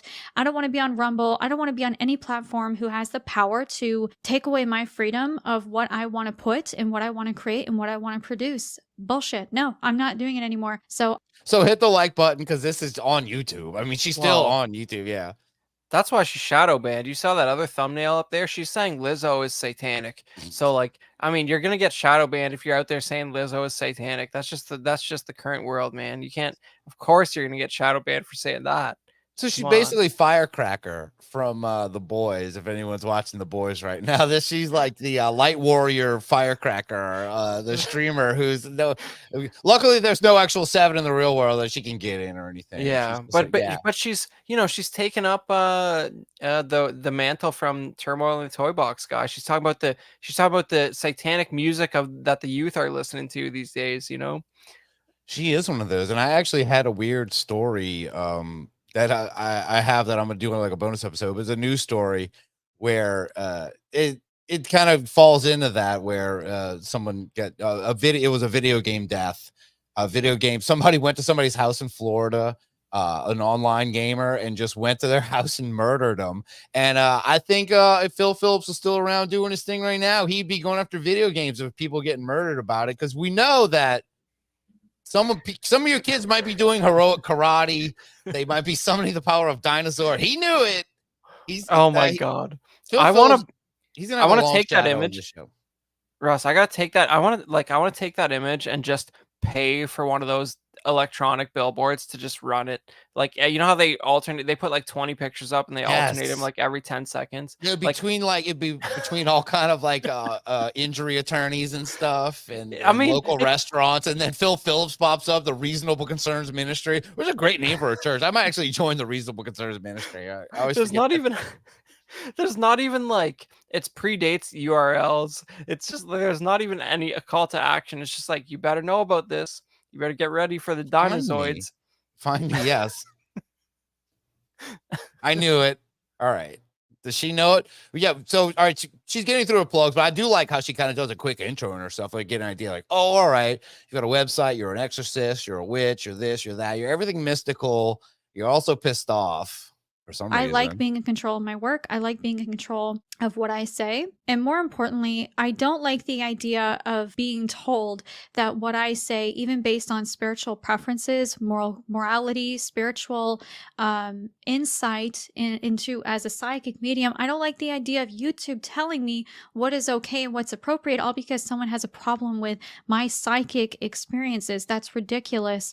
So this is also because, it's anti-freedom of speech. As a spiritual freedom, I should be able to have that freedom. So again, if you agree with this and you like this kind of content, she's such a paradox. She's a hardcore psychic who is also she's like a witch. She's a conservative witch. A very, very conservative witch, and YouTube does not like that for some reason. Maybe they do, maybe they don't. Yeah. I mean, I can relate to this conservative witch. I feel like I'm politically homeless as well. But like that's about all we have in common, I think. Yeah. Well, you don't know. You're gonna learn a lot more about her. So you are saving this girl so much, because I produce everything, I make everything, and girls gotta work. And I hate that song, but thanks, Rihanna. It just replays in my head. So we're gonna get started, and we're gonna talk about. Is she what you would call a basic witch? I mean, this is like quoting Rihanna. Like, look, I mean, she's got a complete pink background. What kind of witch is this? This is not. Well, witch is wrong. This is, but still, like I said before, this is way more effort.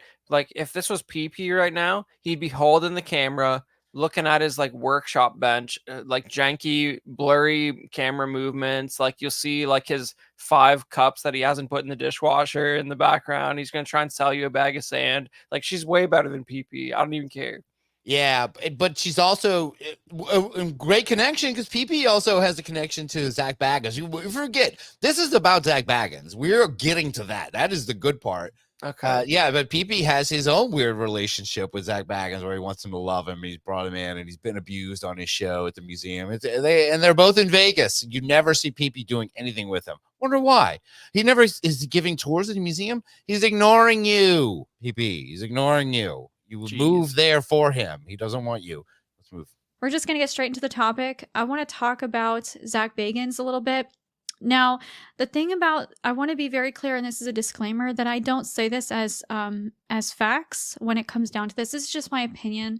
This is just something that I am speculating on whether or not maybe this is why Zak will not ever respond to me, work with me. I have obviously made videos in the past, messages to him, and some people have outwardly always assumed and have said and accused me that, oh, Melinda, you're just super obsessed with him and you have a crush on him and you really like him and you need, and then the other side is people are always assuming that I need Zak to get more views, or I needed Zak to have a platform. My platform's right here, okay? I have a platform.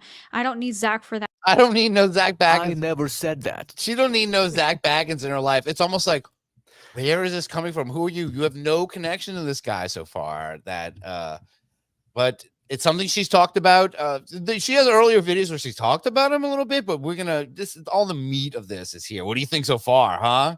Okay, well, I'm just ready for her thesis because the way she's described it, she's not even interested in him at all. So I don't know why she has a grand theory of why he won't work with her. I'm interested. Sit back. There we go. And obviously, I proved that working with him would be such a good learning experience for me because of being able to go to people's locations and the experiences.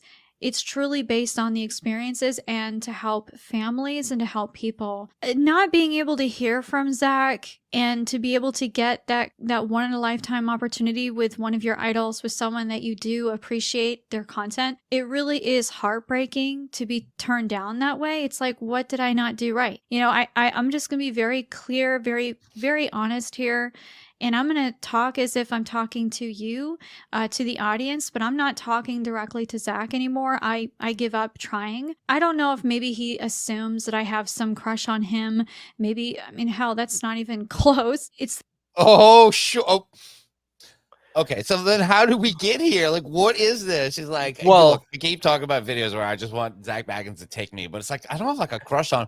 Could you imagine a woman like making any kind of, if any girl makes a video like this about you, you know, you're like, oh God, this girl, like, is going through a lot of effort. But my point is, and I'll let you talk in a second. Hold on. My point is, she also in the beginning reminds me of like when, you know, like pretty girls will go to like restaurants and stuff and ask for donations. For like, I'm trying to go to like, will you help me get my dream? I'm trying to be on this show and I'm getting this money together to go to take modeling pictures, or like one of like kind of like things where you're like, I want you to give me money to go to acting school, and they like hit up businesses and stuff like that. It's like, what are you talking about? That's the kind of vibe I get from her, that she's like, well, look, I need the experience, and I think I would be helping. I asked him, and he told me I couldn't. Well, what am I supposed to do? Yeah, I think that what's going on here, first of all, Iron Wolf, how dare you? That's very rude. But I think what she wants to do is when she says it's really about the opportunity to travel and interview people who've had experiences. She wants to be able to expense her paranormal research, and right now it's out of pocket. That's really what's holding her back. You know, I want to be able to expense that flight to the middle of the country to interview the guy who says he saw a ghost, and right now that's just not financially viable for me to do. So I need somebody who's going to produce that content and pay me to do all this. Right. And I will also say she could probably be way more successful if she switched like her interest from ghosts to cryptids, and you'll find out why, specifically Bigfoot. I think at one point she reveals where she lives, which makes it a fun thought to think about her trying to be part of ghost adventuring or anything going on in Vegas or anything like that. The fact that it was all psychic, it was all my purpose of wanting to be able to help people. And because of seeing what they've done in their work on how they've been able to broaden the horizon with not just paranormal investigations, but also going to people's homes and their locations, doing house calls. I want to go in your house. And I'll be honest, yeah, there is always like this issue with watching their shows, and they bring on other psychics, other people who are talented. And all I keep thinking about is R.I.P. Lady Snake. Yeah, I'm thinking Zak Bagans doesn't have that many psychics. Lady Snake and a couple weirdos. It's more about them. It's not all about the psychics. Yeah, and also when she's saying, "Oh man, Zach's doing all this good work. He's such a thoughtful guy." I just think of like the "Did you just toot?" clip. I'm just like, what great work this guy's doing. You know, he's a scholar among men. You know, He does the weirdest, goofiest stuff. She's acting like this is the most serious thing.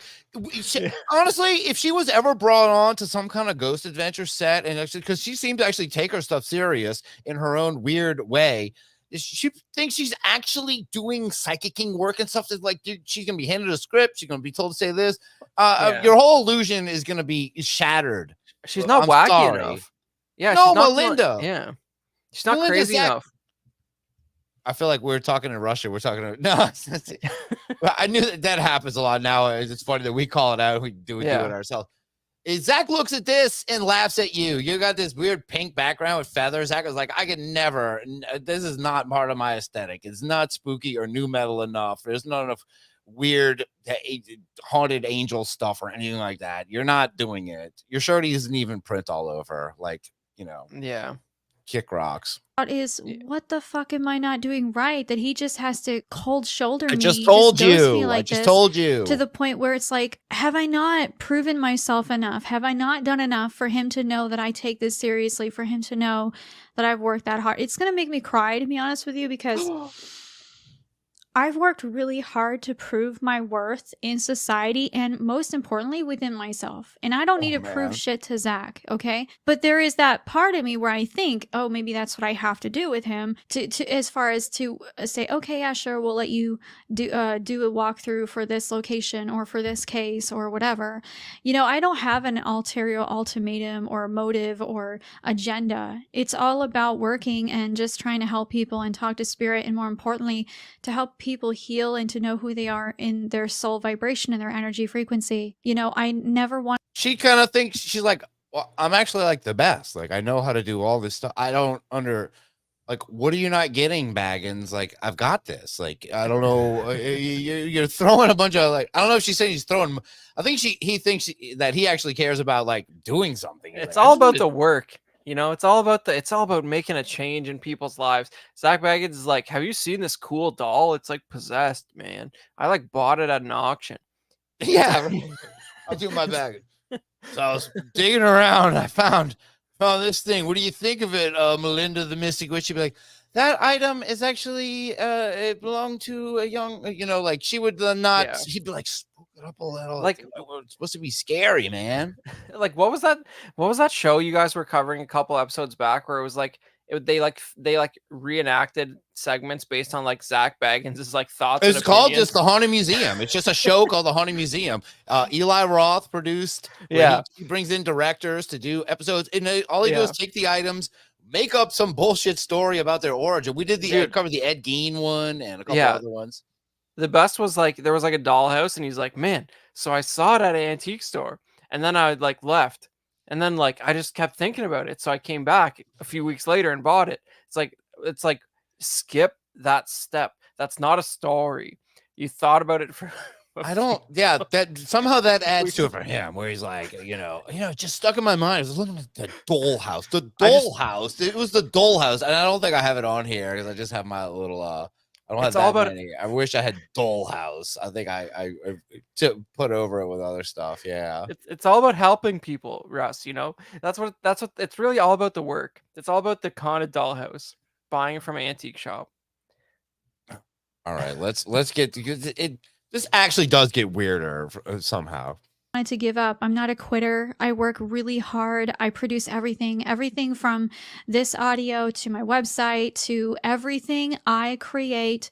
everything. And so I feel like I really relate to Zach in that way. But also he, he has his agenda, he has his work, he has his plans, he has his goals. He does everything and he has a team. I'm not unaware that he has people who he works with, that he hires and all that. I'm not an idiot. I may be blonde, but I'm not that blonde. I'm not dumb. I know how this works in some regard. And I respect that. I don't sit here and Zach would be saying that to her in her first thing. Pooping herself out. Yeah. They're like, yeah. We learned. We watched St. Francisville Experiment a long time ago. Zach already knows. Like, nah, you can't bring these kind of people like around on these. It just doesn't work. Yeah, you're not doing the St. Francisville Experiment in current year. There's a lot of offside misogyny in that experiment that just would not slide if produced today. But makes it great. Makes me want to find. I couldn't believe when we were doing it. Brendan was looking up the DVD. It has extras. I'm like, I didn't know there was a DVD with extras. All right. I'll find that. I'll find whatever bonus shit they put on there. That'd be great because I love stuff. The fiery white light with the indigo. I can't even talk. I'm sorry. Dingoes? Yeah, just dig it up and make a blog about it and mess up their current careers. They don't. I think they embrace it at this point. The two that are still in Hollywood are actually pretty successful. I was surprised. Yeah, they're doing it. They're doing it. That was a young tryst they did. But right, let's get back to the sadness of Melinda the witch and why she knows so much about Zak Bagans. Expect him to drop everything and to let me work with him. It's not like that. I never view it like that. It's more of like looking at it almost like, like the Wish Come True Foundation, make a wish. It's like, I want to work with Zak Bagans just once, and that's something that I don't think will ever go away, to be honest with you. I think that will always be in my heart, to be honest, because the other bigger reason why, and this just goes really deep for me, is my astral projection. I don't want to start crying. My astral. Okay, all right. Look, I know when I bring up my own astral projection, I kind of get a little welled up too. This is the root of her connection to Zak Bagans. Zak Bagans is from the astral. She's fucking Melinda the Miracle Witch or whatever, the Mystic Witch, the exorcist psychic astral projector. She has astral projected many times with Zach, and she knows who he really is. The projection experiences really started happening the most during watching Ghost Adventures. What people don't understand about astral projection is that you can astral project in real time and actually be in that timeline. So you could see something from a documentary and then all of a sudden, boom, you go to that timeline and you astral project to that land, to that history, to that environment. And it's like time travel. And a lot of people don't understand this. And the reason why, if you actually Google it, Star Pleiadians, that's actually what I am. I am a Pleiadian starseed. Okay, that's important information. Maybe we should have front loaded with that. So she's definitely a Pleiadian starseed, part of that very special generation. Do you know what that means off the top of your head? Are you serious? Sure. She's like an alien hybrid kid, and she's very, very smart. And she was put here to help and basically to clean up our DNA and get that star seed energy going. And these they're basically more evolved humans. She's more evolved than us. By saying that, she's implying she's more evolved than us anyway. Definitely more evolved than Zak Bagans. So I don't know why. It's not just like astrology jargon. Like, it's alien stuff. No, she can be watching Ghost Adventures while also being next to him, and she can go anywhere. She can watch Game of Thrones and go there. I guess she can watch, if she watches the History Channel, she'll be in World War II anytime she wants to. You know what I mean? Oh my God, Richard in the chat's like, it's like an indigo child, but more annoying. That's amazing. That sounds about right. Why'd you have to say indigo? Because oh man, you're making me. Yeah, that was a good one. I know. Which one was it? Oh, it's from the new one. She's reading. She's messed up the reading because she's all like self-conscious that she's on camera. The fiery white light with the indigo. I can't even talk. I'm sorry. The guy makes fun of her. Like, that was an ad. The best part is the other dudes were roasting them the whole time. Yeah. Like, she messed up indigo, and the one guy's like, I have to say dingo now. Because this is Blair. This is like proto Blair Witch. Dingoes. Yeah. It was after it. All right. Thank you so much. Yes, dingo lights. But so let's get more into astral projecting and how she is connecting with the Bagans. And it took me many years to discover this. Now I don't sit here and platform like talk about it all the time. I don't sit there and make a lot of videos about it because I still consider myself no different than anybody else, especially just trying to be humble, trying to work, but the thing is that is one of my expertise is astral projection.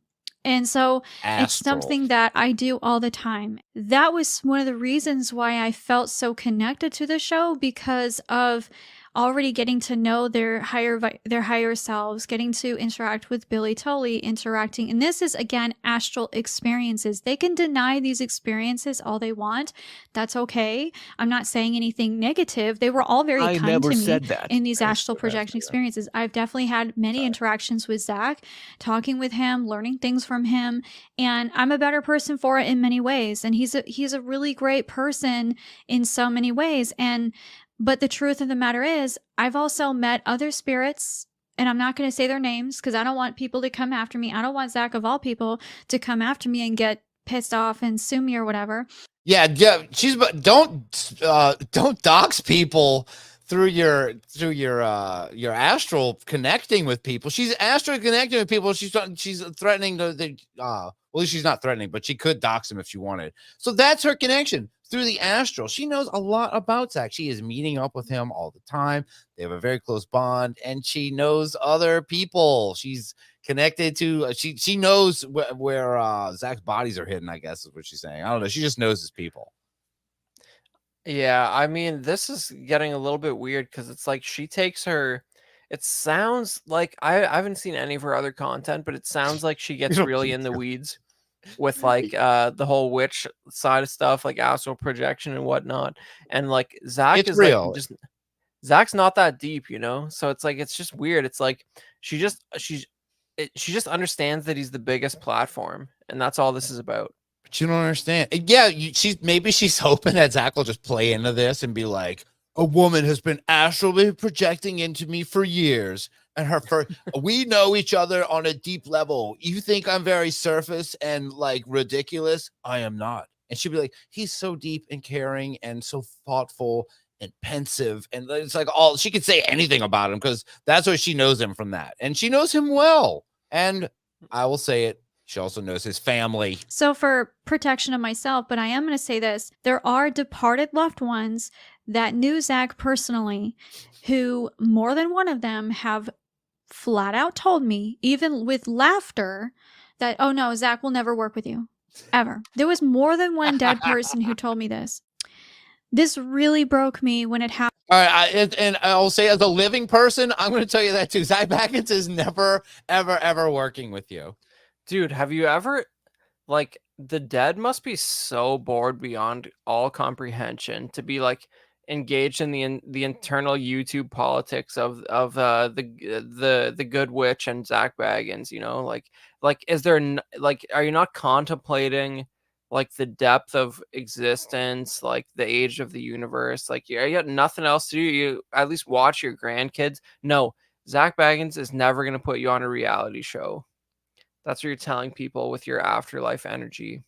Absolutely. I do like a Silent Echo coming in with, she's like a Mary Sue. Yeah, she can pretty much do it all in the paranormal. But as you see, this is her angle. She knows she's giving up. This is kind of like she's reached out astrally to Zak. They're like best buddies. She knows a lot of dead people, not to brag. I know a lot of dead relatives of Zak Bagans. It's like, Jesus Christ. If you want to get to know me, you might have living people that know him. You don't got to go talk to all these dead folks who are like, oh, Zak? Oh, no. He would never, ever work with you. Maybe they're being honest with her. Maybe this is like the best revelation. Maybe it's real then. She's not saying he's going to work with me. All right. Happened every single time. I'm still trying not to cry. I'm holding back tears, honestly, because all I kept thinking about was, is he really that shallow? And as a starseed, as an empath, you come to this life and you come with a higher sense of love and empathy for other human beings and for animals, for plant life and whatnot. But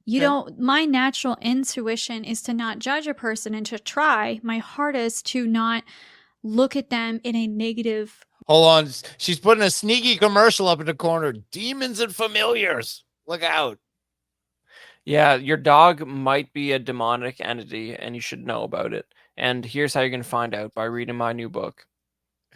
She's got her whole thing going on, man. I want to find. This is the only video I've watched of her, and I've watched this before. I gotta find more of her stuff. I think there might be something in these hills. I have no idea, but because this one, I mean, this is way, great. especially if I can see myself in them a lot, But the more I started interacting with these spirits, the more that knew Zak personally, that's when I started realizing, okay, I guess I just need to come to terms with it and accept that no matter what I do, Zak will never accept me, possibly as far as, as in work. And this, again. So, guys, spoilers for Ghost Adventure season 39. I will not be the co-host. I hate to break this to you. This is just, look, I've looked in the astral. I'm taking the advice of these dead folks.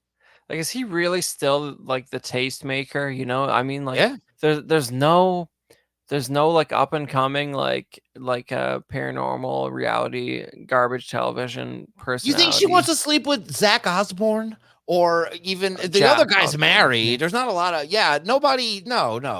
Well, at least Jack Osborne does a podcast with Ozzy like once a month. Like that's actually cool. Is he like still I don't know doing about that? Yeah, that's like the new Osborne's podcast, and they talk about UFOs a lot. Yeah, because we did the Jack Osborne Night of Terror UFOs with Jamie Kennedy and who's the other guy there? God damn it! Jay. Yeah, Jay Silent Bob. Yeah. But I mean, just Ozzy like unhinged rambling about UFOs is that's just quality content right there. Way more interesting than what this lady has to say. Yeah, Jason Mewes, Whooping Hooper knows what's up. Jason Mewes, Snoochie Booches. We know. Yeah. I appreciate it. All right, she's just not crazy enough, Like you want to hire somebody to come evaluate some ghosts, Like you want an unhinged, like older lady who's been in it a long time, and she's gonna come wearing like an Afghan blanket over her head and just screaming about snakes or something. Like this is just not. She's too put together to do this kind of work. She could be a tour guide, like at the museum. It might work. Like she could work there. Like that, I think that would, like, if you're gonna try to get in, you probably have to go up a ladder. He's probably got so many weird little psychic girls he's got lined up to be in there before her. Yeah, and we're gonna find out. Yeah, they don't. Zach don't really cross into that. I need astral projectors and channelers and all that shit. He does have a line where it's like, it's gonna be. I'll take a voodoo lady. I'll take anyone who's a psychic medium, and that's kind of where I draw the line. P.P. Warren's a little too much with his weird radionics and wishing. I'm not worried. I'm not wishing for shit. I'm going for real stuff. All right. So yeah, let's find out more about her just ultimate fail with Zach. People are just. I really try not to use the F word, but it really makes me want to use the F word. That's like my favorite word anyway. But say it. It makes me so all kinds of upset when people accuse me of all kinds of ridiculous things. Oh, you have a freaking all these things. Oh, you got some person even that said at one point. They even said at one point that I had like an altar dedicated to Zach, and it was just laughable. I laughed so hard when I watched that. When I read that, it was like some comment. And I immediately went and took my altar down. Like, you've got something, some kind of little memorial. And if you are what you say you are, and you do this, of course you would be focusing your intention on things because you're into all that. Yeah, I mean, somebody astral projected into her living room and saw the altar. That's how they knew about it. Yeah. Oh man, that's the bad part. If you pull in on this and you'll be like, well, I've been astral projecting. I know actually your spirit self a lot better than you, and you told me the truth, like that you don't really do that. You can put it on. I'm like, oh, I guess I have to believe you because I do that as well. Yes. You know what I mean? Like this costume, this is her own shirt that's probably available at her online store. Like this is just not. She's not an authentic cinema witch enough, you know what I mean? Like you need a full costume from Casting Central. Like you need to be looking crazy and have like dead birds in the background. Yeah, she's more together. Yeah, she needs the gothic stuff. That's the Yeah. part she's missing about Zach. You don't care about Try to Barbie. imagine having She's like Barbie witch, a right? 14-year-old daughter coming into your room saying an altar of Zak Bagans. That would just be absolutely ridiculous. And she'd out me too, of course. She would tell everybody. So I just find it so stupid that people say things, they don't even know me. They know nothing. She's letting comments get to her. Like that would be me. Like I don't have a whole collection of the character Rey from Star Wars. Like that's been a ridiculous rumor. I have nothing to do with that Instagram account. Nothing. I'm a happily married man. It's like we don't care. It's like the altar is what you make of it. You know. Yeah, you're currently stuffing it in garbage bags, like while you proclaim not to have it. That's her situation here. But I don't know. 14-year-old daughter. That's a good alibi though. Like I have a 14-year-old. What would I be doing with this kind of thing? Come on. She would be online, but just roasting me. It's like, no, she's supporting you. She loves you. You're a mom. You're already a witch. Like she's gonna be weirded out by the Zak Bagans collection. I don't know. No. You're already a witch on the internet. About me. And, and people will say the same thing, say, oh, well, you're doing this about him or you're doing this about dead people and you don't even know them. But the truth of the matter is, if you're not astral projecting and you're not actually interacting with the dead on a regular basis, you're a you loser. don't know what you're talking about. And I'm just saying this. All right, so all you haters can just shut your mouth. If you ain't talking to dead people, you ain't cool. You don't know what's up. I'll be honest. I'm in that number. I don't talk to dead people. Like I think about them. Maybe I try to do. I don't. I'm not getting response, so I don't buy it like she does. She wants receipts, like if you're not putting in the work to talk to dead people, especially the people who knew Zak Bagans personally, then I don't want to hear it. No, she's not having it. I want to astro project on her, Silent Echo. I mean, she might be down, but she's hard to get to, as we're going to find as out. lovingly as possible. Good luck finding You don't know her. what you're talking about, because talking with the dead is a very different level of vibration and responsibility and personal ascension. It's not something that every single person can handle. It's actually really difficult to do because you end up interacting with spirits that are absolutely horrifying that you cannot ever unsee. And also Roy in is some not this cases you man's real see name. some of the most beautiful things. And it takes a lot of strength, a lot of courage, because when you see these kinds of interactions, it can cause people who are not so strong mentally. And I'm just saying this out of what I've learned. The reason why starseeds can handle this the most is because it can cause the regular human brain to go out of whack, and it can make you actually lose your mind. You become prone to alcoholism, drug addiction, suicide. Whoa. The first two I'm fine with. Wait, we're going to that one. I'm having a lot of trouble here, man. Honestly, it's like imagine you've studied the ancient teachings. You've connected with the afterlife. You're calling up dead people all day long. And your number one concern for making a video is like, why won't Zak Bagans work with me? You know what I mean? Like I can ask Albert Einstein whatever I want. Anything. You can check in on anybody. There's so many better. But then you become just the fodder. The rest of them, you're the ones talking about Atlantis and in Egypt, and you're going into, that's all get just lost in the fire. It's like, I need to talk about the now. I'm not worried about. I can go wherever I want. I don't care about oldie times. We're doing it. We're doing Zak Bagans. That's what we care about. I want to talk to Zak Bagans' great grandmother, some like probably old racist lady. It was like, she would never like you. Like I don't know who she's tapping into. I wish she would dox these old fans. Like I want to know who she's talking to. Because Bagans like probably like detailed who he would and would not work with to his grandparents like 20 years ago while they were still alive. Like it makes so much sense on every level. We've been watching Zach since he was on Wheel of Fortune, and we still, like you guys remember Zak Bagans was actually on Wheel of Fortune. Pretty great old clip. I know we played it before. Maybe we'll play it again sometime. All right, let's get back into her. And I'm gonna jump just 2 seconds, but I'm gonna let it play because you got to hear it. So take it, Chris. All kinds of things, and it really does fuck up the mind. And if you don't have the right kind of tolerance, if you don't have the right kind of motivation and purpose and higher sense of grounding in your meditation and ascension and having your chakras aligned and having your healing process and all these things, if you don't do that for yourself on a regular basis, if you don't make that your lifestyle every single day, you're not going to be able to handle it. And so I guess I just feel like I would be perfect for Zak's show, even if it was once, you know, just to help him in something. It doesn't even have to be a big deal. It doesn't have to be a big show. Of course, I would prefer to actually be there physically because the experience is so much more valid, and I would pay for it out of pocket. I wouldn't care. I wouldn't expect a dime from him.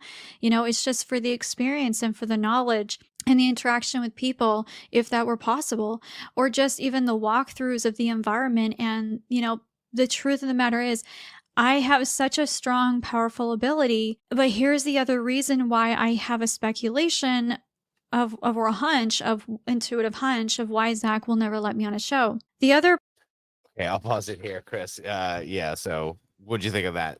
Well, I mean, she's working up to her intuitive hunch why Zak won't let her on the show, but like, I don't know why she needs that, because she's talked to Zak's Meemaw, and she told her why she won't work with him.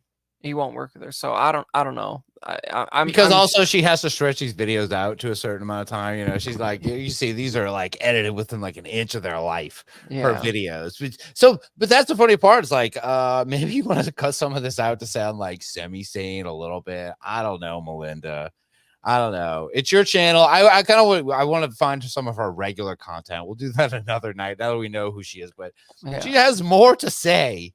You look like you have more to say, Melinda, do you? Possible reason why Zak will never let me on a show is because I think because my audience is getting bigger and bigger, I do speculate and wonder sometimes if it's because he'd be worried that I would take away his spotlight. And what I mean by that, and I don't mean this in any narcissistic way at all. Right. I'm talking about this in a psychic standpoint. And what I mean by that is I'm not famous by any means. I don't look at myself and walk around and go, oh, people know who I am. I don't think like that. No one knows who I am here. No one cares. And frankly, I prefer that because more than half the time I don't look like this. I look like crap. So I don't want anyone recognizing me. Whoa. This is all over the place. She's like, Zak won't let me on the show because he knows if I'm there, I'm taking over. It's my show and it's done. But also, I kind of suck and no one knows who I am and I look like shit when I'm not with this thing. Like, where are you going with this? This is very all over the place. Yeah. I think it's just like the idea. I don't know what her audience is like. I could see her having a lot of subs though. Okay, I'll say this. She kind of brags about it. She's like, I don't know. I got a pretty big audience. So she got about 50K subs. I'll say that. And her videos get maybe 2,000 something views. The bigger ones, like this one, that people watch for this specific reason. It's, that's definitely like, that's a good number. That's cool that you have that, but you're not like, there's so many people with so much more, but what is it? Why are your views so low compared to your subscribers? I don't know why. That's something maybe in the I don't know. Is that like a common thing? Like, I feel like that's a common thing for like the views to be like a fifth of the subscribers. Maybe you guys don't experience that, but I don't know. Yeah, probably so. Well, we have like, the thing is, we don't have a lot of subscribers. We get a decent amount of views, especially when these videos hang around. So it's like, we kind of do that where like, all right, at least a good amount of people that subscribe to us will watch our stuff. So I appreciate that. Hit the like button, everybody. Yeah, do it. Get late on a Friday night. Yeah, and look at Iron Wolf in here. You want me to like tell you what's the latest Zak Bagans programming? Like, I don't know, man. I'm not watching it. I can. He's got specials that are coming out. He's been doing that House Calls show. Oh, I keep an eye on Zak. Believe me, the produced shows are still coming out. Like there was a recent one where he did the little Xbox Stickman video of somebody like getting some love on a bed. Like he's got some ghost loving Xbox Stickman video on a recent episode. He's out there. He's always doing it. And she wants part of it. She's looking at this. She wants it. She can't help it. The more serious part is that I suspect that the reason why is because maybe he's afraid. I don't want to admit this. I really don't. But sometimes I wonder if the reason why Zak won't let me work with him is because he's evolving his psychic abilities and he doesn't want my psychic abilities that are probably more advanced than his to overshadow his spotlight in the psychic realm. Does that make sense? And That makes sometimes I sense. feel like this is a Yes. possibility. He's never Yes. said it. He doesn't.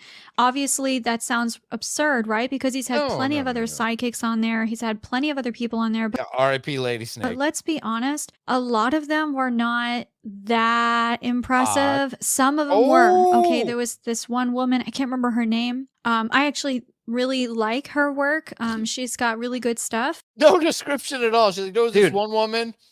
I liked her stuff. It's like, you could give a brief description, probably figure out. Like the one with the long brown hair. Okay, oh yeah. Dude, I want this job so bad, despite the fact that I can't remember a single person who's ever had it. Yeah, Like, yeah. I'm so into this position. You had what? She's like, I'm not. No. You don't understand. I'm like, I've got a bunch of subscribers. I'm not promoting them. They're gone. They're gone.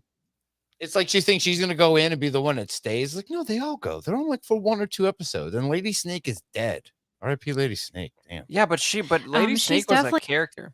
Lady Snake was a real Yeah, character. she was like a weird, like a voodoo monster lady. It was like they walk in the basement, like, what are you doing here? She was like a villain that was like, I'm gonna summon some evil demon shit, and you guys gotta deal with it. It was like a Fear Factor, fucking paranormal kind of thing when she came on. That's why she was cool. You ain't doing that. Sorry.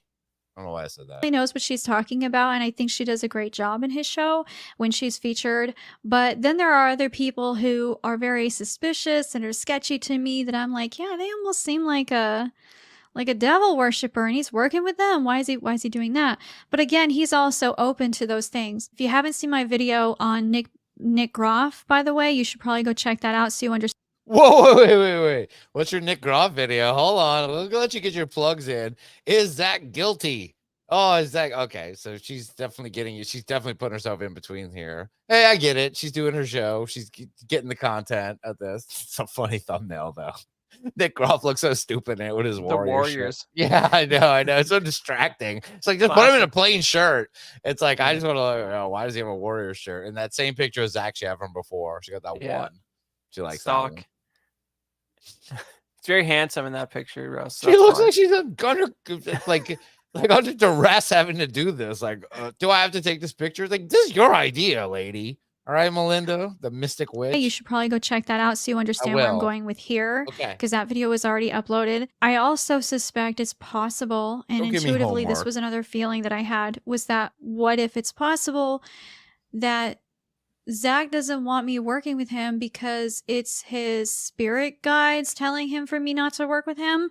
Because what if he is actually a Satanist? What if he actually is a demonolator and he doesn't want me to work with him, and his devil entities that he's working with doesn't want me a part of that, and my guides want to protect me from that? You know, people say rejection is God's protection, and I do believe in this in a big part. And so there's always that possibility as well. Again, I'm not alleging, I'm just saying an opinion and speculation, assumption, suspicion. And again, like I said, there are people that I've spoken to that are Zak Bagans' departed loved ones. I'm not going to say family or friends. Or pets, or possibly, anyone Or, who maybe went to school with him and might have passed away. Scorned lovers that he murdered. No, but not allegedly. That never happened. But this is like Some this exes, is- it happens. I mean, that is who you want on the case. Somebody like that. Somebody who's got crazy eyes. She's not delivering in that department. But I think that from now on, when I don't get a job, the first thing I'm going to do is speculate about that person's possible Satan worship. I mean, it's right there on Front Street. I don't know why, if she's so against that, why she put Zak Bagans is the most like satanic obsessed serial killer horror fiend of anyone. Of course, he loves all that shit. He's got a spooky castle in Las Vegas with a bunch of scary dolls and monster stuff in there. Like, what did you think you were getting into? Like, why are you even doing this, Miss Out of This World, in your pink room? Come on. Or whoever. Come on, I do Melinda. not want to be specific of who these people are. And I'm having deja vu All about out. this right now, which is really sad because I feel like this is a door being closed and another window opening, or maybe a garage door opening. But I'm letting this Got a go. hint. You know, I'm letting it go because the way I'm looking at it these days is Zach's missing out big time with my work. He's missing out big fucking time. And I really am not sorry to say it. I'm not. And because I know I'm really fucking good idiot. at what I do. I know I'm really good at what I do. And I know he knows that. And She said she made sure to not say, she said frickin' because she follows that rule, don't curse in the first 10 minutes of a YouTube video. So that's why she was saying it earlier. We're 16 minutes in, and she's like, and I don't give two fucking fucks about this fucking asshole, fucking Zak fucking Bagans. It's like, she's like, I could drop these now. So calculated, you little calculated psychic Melinda witch. And you know, I mean, garage door just doesn't have mean? it doesn't have the literary elegance of a regular window, you know. It's not like she's calling him fat or something. Like that's something you'd be like if you were doing, you know. It's just a better opportunity because it's garage door sized, Russ. That's what it's about. You know, all right. It's regular opportunity is a window. Great opportunity is a garage door. So that's Zak Bagans is a garage door to her. Like this is my garage door to fame and getting that YouTube 100,000 subscriber plaque or whatever she's going after. He's like one of those whales subscribers who continues buying like advanced content and stuff like that. I don't know. But in this case she was saying Zach passing on her is the garage door opening to who knows what. Oh, okay. All right. Yeah. Oh, good. Yeah. Oh, I'm already here for it. This was all I need. I need to know, Melinda. Sometimes I wonder if he's, worried about me taking the spotlight. I've been featured on Johnny Depp versus Amber Heard. I don't know if maybe he was aware of that. I'm sure he's aware of that. I was featured in there because apparently they thought that it would support Amber Heard because it was a video that I made where I psychically saw that Johnny Depp was going to win in his trial, that she was going to reap her consequences and her karma. A lot of people would say, oh, that's not even, a psychic thing. Everyone saw that. Keep it. No. Don't sell yourself short. Don't give credence to the trolls there. You got it. You called it. What the fuck does that have to do with it? How did that even get... Can you believe they actually played a clip of her YouTube video in that trial? Like, is that real? I guess it is. No idea. But it's a psychically. All right, maybe they did. I don't know. I have no idea. They probably did, but like it just shows you how laughable the whole institution, the whole court system is. Right. The fact that she's on court records. Yeah. Well, good for you. Psychic. Yeah.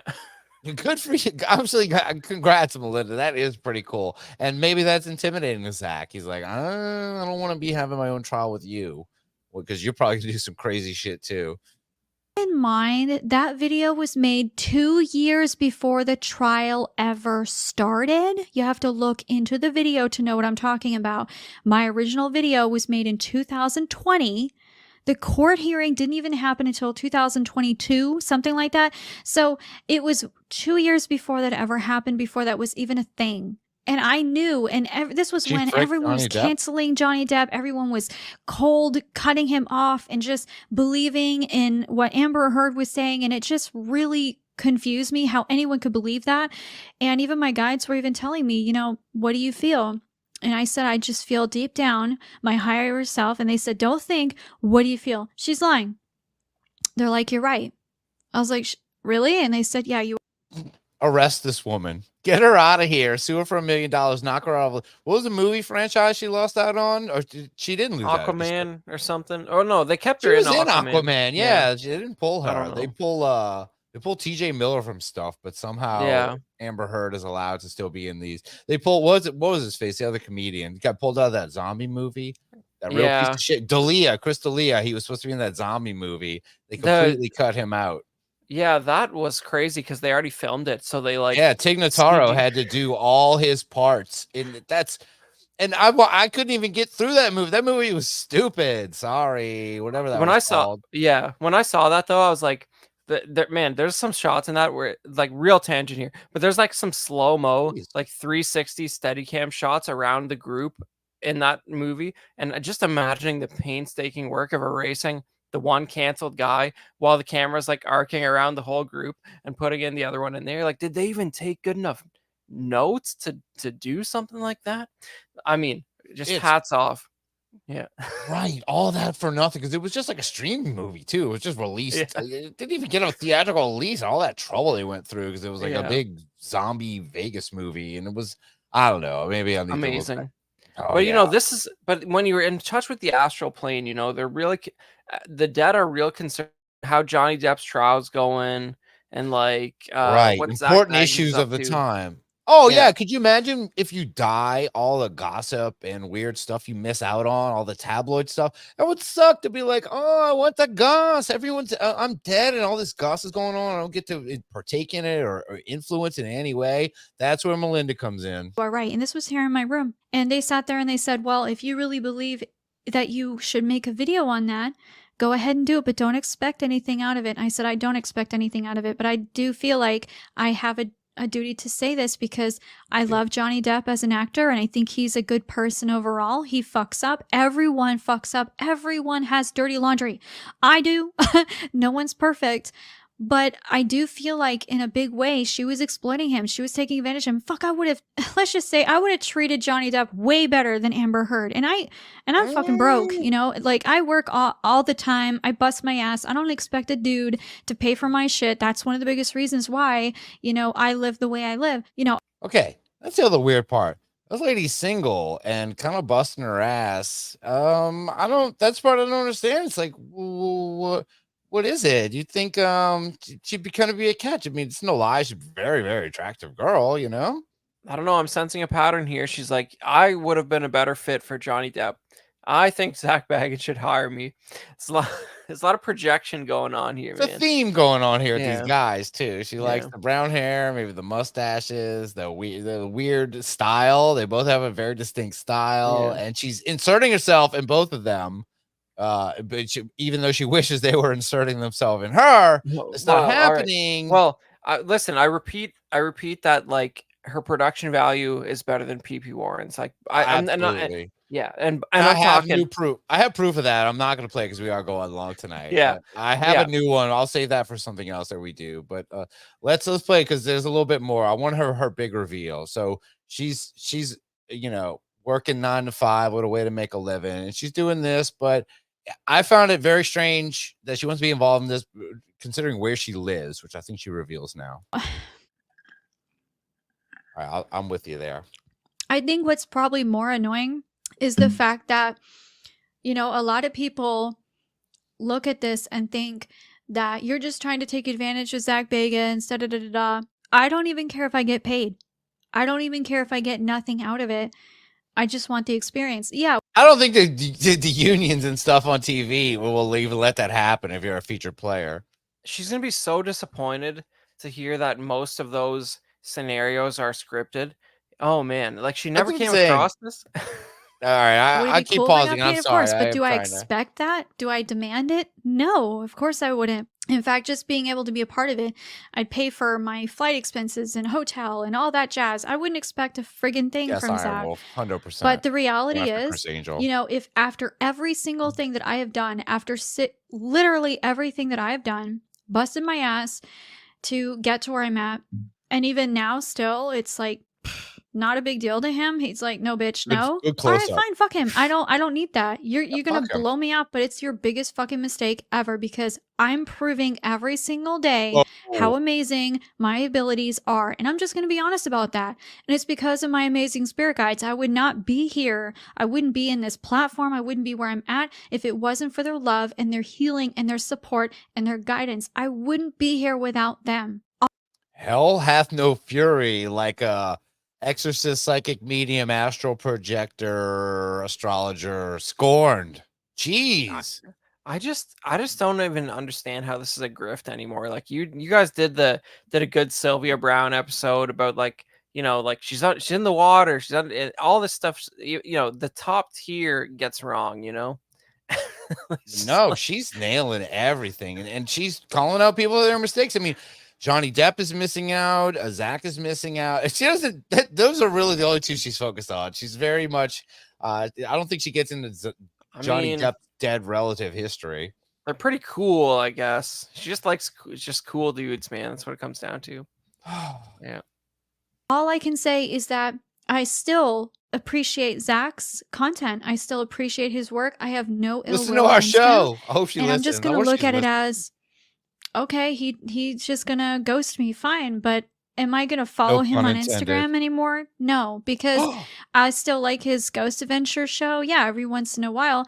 But am I gonna follow a person or completely support a person 100%?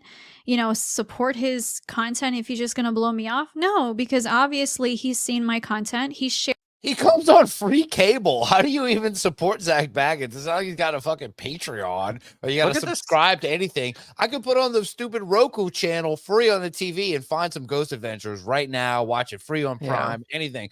I don't know why she thinks like she's pulling her support as if she's like his big patron. And look at this amazing Baggins cinematography she's sharing on the side, like just like glares. This is an everywhere. old ass episode. This is like, Yeah. look, it's a Zak. Oh, it's one of Zak's. What is it? One of his Instagram stories she has up. Sure, a retroreflective cell phone. Who knows what's going on? We gotta here. find her Instagram. I know she's on Instagram. She talks Yeah. about. Does talk about soon that she does. That I think a lot of this obsession comes from the fact that Zak Bagans either reposted or liked something of hers, and that's all you need. Sometimes that is all you need. Yeah, I'm one of my posts on his story that I talked about him. So he had no problem of sharing that post. It was a post about how it was a clip of him on Ghost Adventures, and he was talking about how he was experiencing these empathic feelings, these psychic feelings of a departed person. And he was accurate, and I went ahead and I just made that mention in my Instagram story, and I shared it, and then he shared it on his story, and I was very grateful. I'm very, very grateful for that. So that is, I think, the big part of the actual connection where she feels like she can move it on. Okay, what you did was you took a clip of Zak Bagans being Zak Bagans and you posted it, and you probably tagged him. And he's probably like, "Has anyone clipped this?" They're like, whoever runs his social media, definitely not him. Whoever's running his Instagram was like, "Oh, cool, I don't have to clip this bit." Boom, boom, boom. So we need 3 stories a day. Boom, boom, put that out. Zak Bagans never saw this. He doesn't know who the hell you are, lady. I'm sorry. I hate to break it to you. I don't think he knows any of this. I tend to agree, and like you said, he saved the social media guy some work that day. She did, but like if they're gonna tolerate a copyright infraction like that, where she's reposting his content, like that's a sign of goodwill. She should be thankful for that. Oh yeah, she's getting the blessing from the fucking king, right? Yeah, absolutely. And if she finds this video, she will absolutely file a copyright claim against you, Russ. That's just how it's gonna go. Not gonna happen. Not gonna happen. No. Watch this. I'll have her on the show in a month. I can turn this around. I'm pretty good at that, actually. Okay. I run Ivan Teller Facebook group, so don't worry about it. I got this part of it. I run Ivan Teller Ascending Together. Go. I'll let you in. I'm the only admin. Here we go. Oh no. I hate that play button right there. All right, let's get to where we were. All right. We were pretty far. Sorry. It's Yeah. getting late on a Friday. Here we were. We were right here when she was bragging about her post. Mention in my Instagram story, and I shared it, and then he shared it on his story, and I was very grateful. I'm very, very grateful for that. But still, it was about him. So of course he shared it. It was about him. So does that come off as a little narcissistic? Yes, it does. It does come off a little narcissistic. Okay, so he's aware of my name. He's aware of my work. He's aware of this. He's aware of that. Maybe he just thinks that I can't make up my damn mind. I wouldn't doubt that either. And I totally understand it. I think it's the biggest reason why I go up and down is because if I'm not getting anywhere with it, why bother continuing kissing his ass? And I don't even want to kiss his ass. It's not my intention. That's not how I'm trying to come off. I'm just being very real here. And the thing is, in the past, I was really afraid to say how I really, truly felt. And I've also recognized, Nick Groff came out, Dakota Layden have come out and shared their experiences with Zak and being basically, cut off from him, and even in business, and their shows being canceled because of Zak. Cut off and too. So for me, I do think about this, and I think, could Zak even try to shut down my channel and ruin my whole show or my whole channel? Could I have even been shadow banned because of Zak? I think about. I get it. We've done so many Ghost Adventures episodes from the very beginning. He shadow banned the Unbelievers podcast because we went after him in our very number 2 and 3 episode. And now it's starting to make sense. Now, see, we're the same Melinda, the Mystic Witch. Please. I think the only enemies he has the bandwidth for are former co-hosts to shows he has done. Right. And like people who are competing with him at auctions for haunted objects.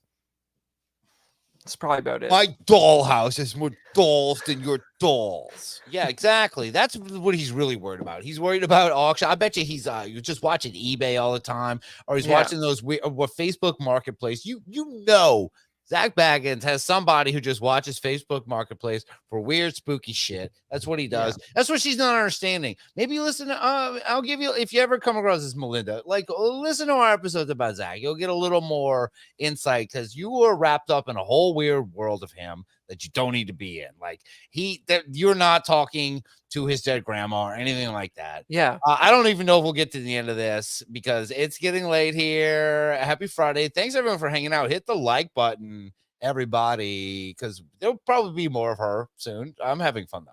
Those things, and one person even mentioned it, one friend of mine even mentioned it, but to be honest, I never went there. I never thought like that was not my original thought. But even then I think, yeah, that's possible too if he has that kind of power. The way I look at this is that I still send him love, I still send him positive energies, and I still support his show because I do feel in my heart he is still doing a good service for humanity when it comes down to educating people on the other side, on spirituality. And I do commend him for this, and his audience obviously appreciates this, and I appreciate it. And I just hope that someday, you know, maybe if I'm 40 or 50, or if he's too fucking old and he just says, fine, well, let's do it. How old do you think she is? So she's in her 30s because she didn't say 30. Yeah, well, 14-year-old kid. 39. Well, one of these days in the future, I'll be 40, 50, whatever. It's like, you're probably pretty close to 40. But again, I'm not dissing her. I think she's an attractive person, just kind of confused. I wish you would reveal where she's from. I don't want to say it. I was hoping I know she's going to say it. I don't know where it is, though. Still be down for it. I just hope I don't look super, super old. I wish him the best. But will this be my last video? I wish him well. On Zak? Yes and no. As far as personal, you know, like something like this will be my last one. I'm never making a video on Zak like this again. I know a lot of people say, you said that so many times, Melinda. Well, when you guys friggin' keep asking me to talk about Zak, what else am I going to do? I got to give you what you want, right? And I will say this was the last one she made, but just a bunch of other ones that she did before this. We'll chat the clip at some point. All right. I don't have hateful feelings, but I cannot ignore even what these spirits have told me and what they have asserted the information towards me to tell me. I mean, the other disappointing thing was that one person in particular, well, actually both of them said, and this is where it really, really, really hit me hard. It really hurt my heart. I'm not gonna lie, it really hurt. She blinks a lot. They actually said, both of them said in 2 different occasions, and neither one of them have talked to each other as far as I knew, and they both said, you're just not pretty enough for him.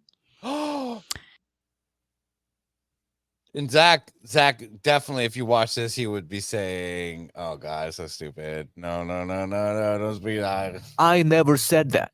Zak wouldn't say that. I don't think. Yeah, no, he wants real characters. You know, like he's had look at the cast he's had on before, man. Like it ain't about that. It's about screen presence. You know, you gotta believe that you talk to the devil every night, and I'm just not feeling that here. No, she rejects that. And it's like Zak Bagans is in Howard Stern of the paranormal, where he's like taking a laser pointer looking for cellulose or something. That's a different kind of show. That is not what he does. He wants weird shit. He's the hot one. You don't understand. Zak Bagans has to be the hottest person on Ghost Adventures. And he would still be hotter than her, I guess, maybe. So it's not even that. So all right, you're not hot enough. Come on, he doesn't care about that. He would love to have you. Now, this is not to say this is, you know, something Zak actually feels. I'm not going to put words in his mouth, but this is what these spirits have told me. And I said, are you absolutely sure about that? They said, oh yeah, 100%. They were like, no, you're not even his type. And I was like, but even then, I'm not trying to get with him. They were like, yeah, but he doesn't see it that way. The truth is, what am I going to do about that? I've read his books. I was supporting his content, his work, his passions. You would think this would be like something any other person would appreciate when they're appreciating their fans. And I don't know. And I just thought, with all the negativity floating about Zak, that working with me actually would have helped his career in a bigger way, because it would help people to see that he's not as evil as he sounds. But so why are you worried about him if you think he sounds so evil? And this was about a year ago when all the Nick Groff and his stuff was going on, where people were really starting to shit on Zak. I'm going to kind of zoom towards the end. I hope she reveals it towards the end, but she does say that the reason that she might not be getting attention is because she lives in Alaska. She lives in Alaska, of all places. There you go, a little close connection to you. She's closer to you than anybody in the U.S. watching this. She lives in Alaska in this little pink Barbie mansion. I guess not. Maybe I forgot where Alaska is. All right. So let's get to it. She's going to wrap it up a little bit and just take it. Anymore, especially on a person who doesn't give a fuck about me. If he doesn't want to take my work seriously after everything that I've done, then obviously he's not worth my time, because obviously he thinks he's way up here when in actuality, when we all die, we're in a different vibration. And I'll tell you right now, if he thinks that about me, he will get a very big wake-up call when he dies, because I'm a lot higher than he thinks. But again, that's just me going off. So I love you guys so much. This is the end of this video. If you want to see more videos like it, please check out my website at lastfrontiermedium.com, where I have a subscription option. Again, I'm also giving out perks and merch perks on the subscription with this streaming. So that way you guys have more things to be excited about and to look forward to.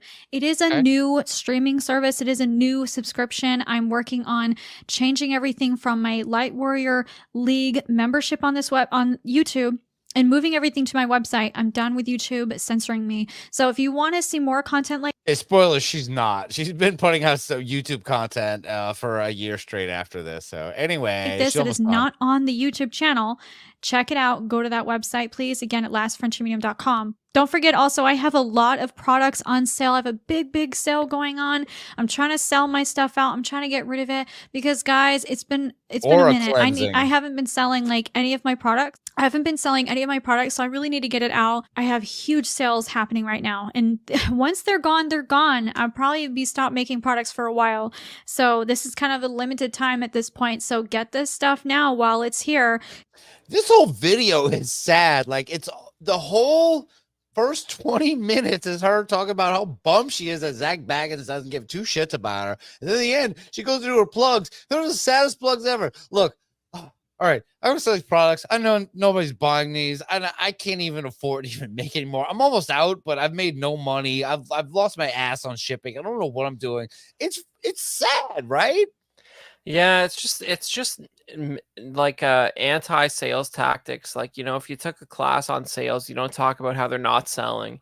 You talk about you need to get these because there's new stuff coming. Yeah, marketing 101. They don't teach marketing in Alaska. And I do feel, but maybe she does. Maybe she's making me feel bad. She's almost done. I think she talks about something else too. Right. Because once it's gone, I will not be making stuff for a while because this bitches need to save some money. So I love you guys so much. I'll see you guys in the next video. Bye, guys.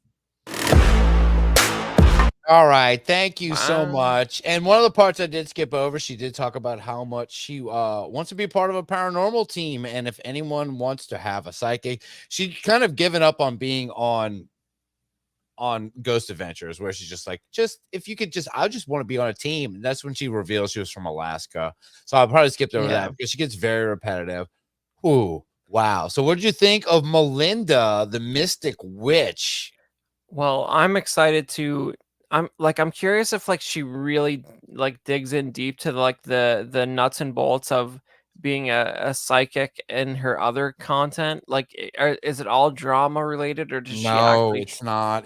She has a couple of videos of him, but yeah, it's a lot of that Light Warrior stuff. But she does make weird predictions and stuff. I don't know. She's out there. I think she's interesting, especially all her obsession with Zak. Yeah. Well, I mean, I can understand. I'm sending her my hate all the way from California. Oh no. Oh yeah, Iron Wolf, a pink igloo. That's what. Yeah, she's in Alaska. That might be my favorite comment of the night. A pink igloo. That's what she's in for sure. Well, For sure. there's a lot of parts of the U.S. that are closer to Alaska than me, Russ. I just got to say, as a Southern Ontarian, I'm surrounded by America on all sides. But Man, Zach, I like this. Tough Jack. Zach's number one nemesis is pretty clearly not a V-neck shirts. No, he loves them. I guess we all kind of love them because of it. All right, man. I didn't know I'd play that much of her. Thanks everyone for sticking around. Thanks for hanging out on the Friday Night live stream. We're gonna do more live streams whenever, and I've got more stuff.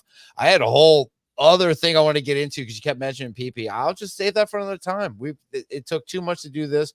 Chris, I want to say thank you so much for being on. You got anything you want to plug or anything? Wow, I don't know. I guess I've been doing some stuff on another channel called Collecting Weekly, where we're doing a movie review show over there. It's called CW Movie Night. So if you want to hear me and my buddy Thomas talk about some classic old 70s flicks, check out CW Movie Night on Collecting Weekly.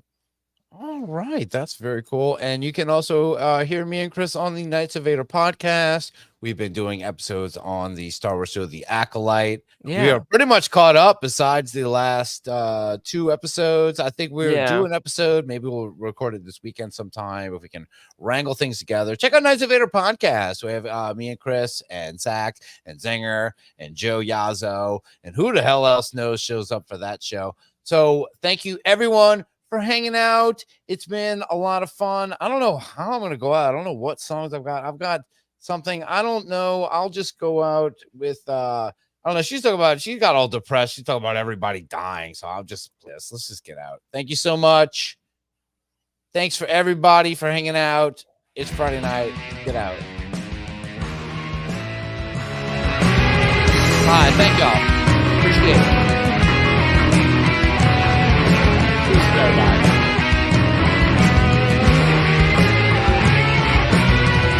That's impossible, you said. I was just trying to get that song out of my head. Never made me cry, and everyone is sleeping, but everyone's at lunch. Everything is beautiful, and everything just sucks. Well, I was happy in a world of wishful thinking and outright lies, but I begin to think everybody dies. Everybody dies. Oh, everybody dies. Everybody, everybody. Everybody, everybody. Oh,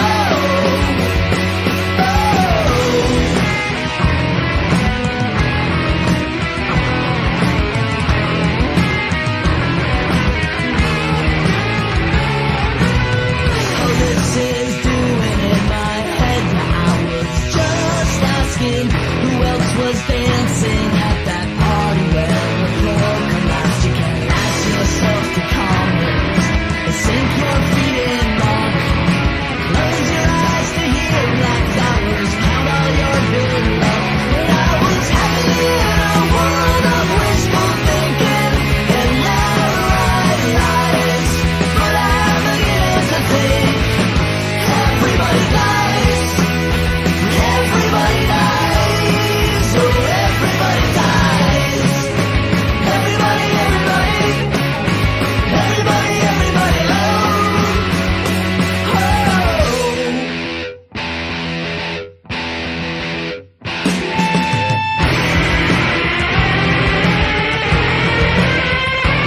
Thanks, everybody.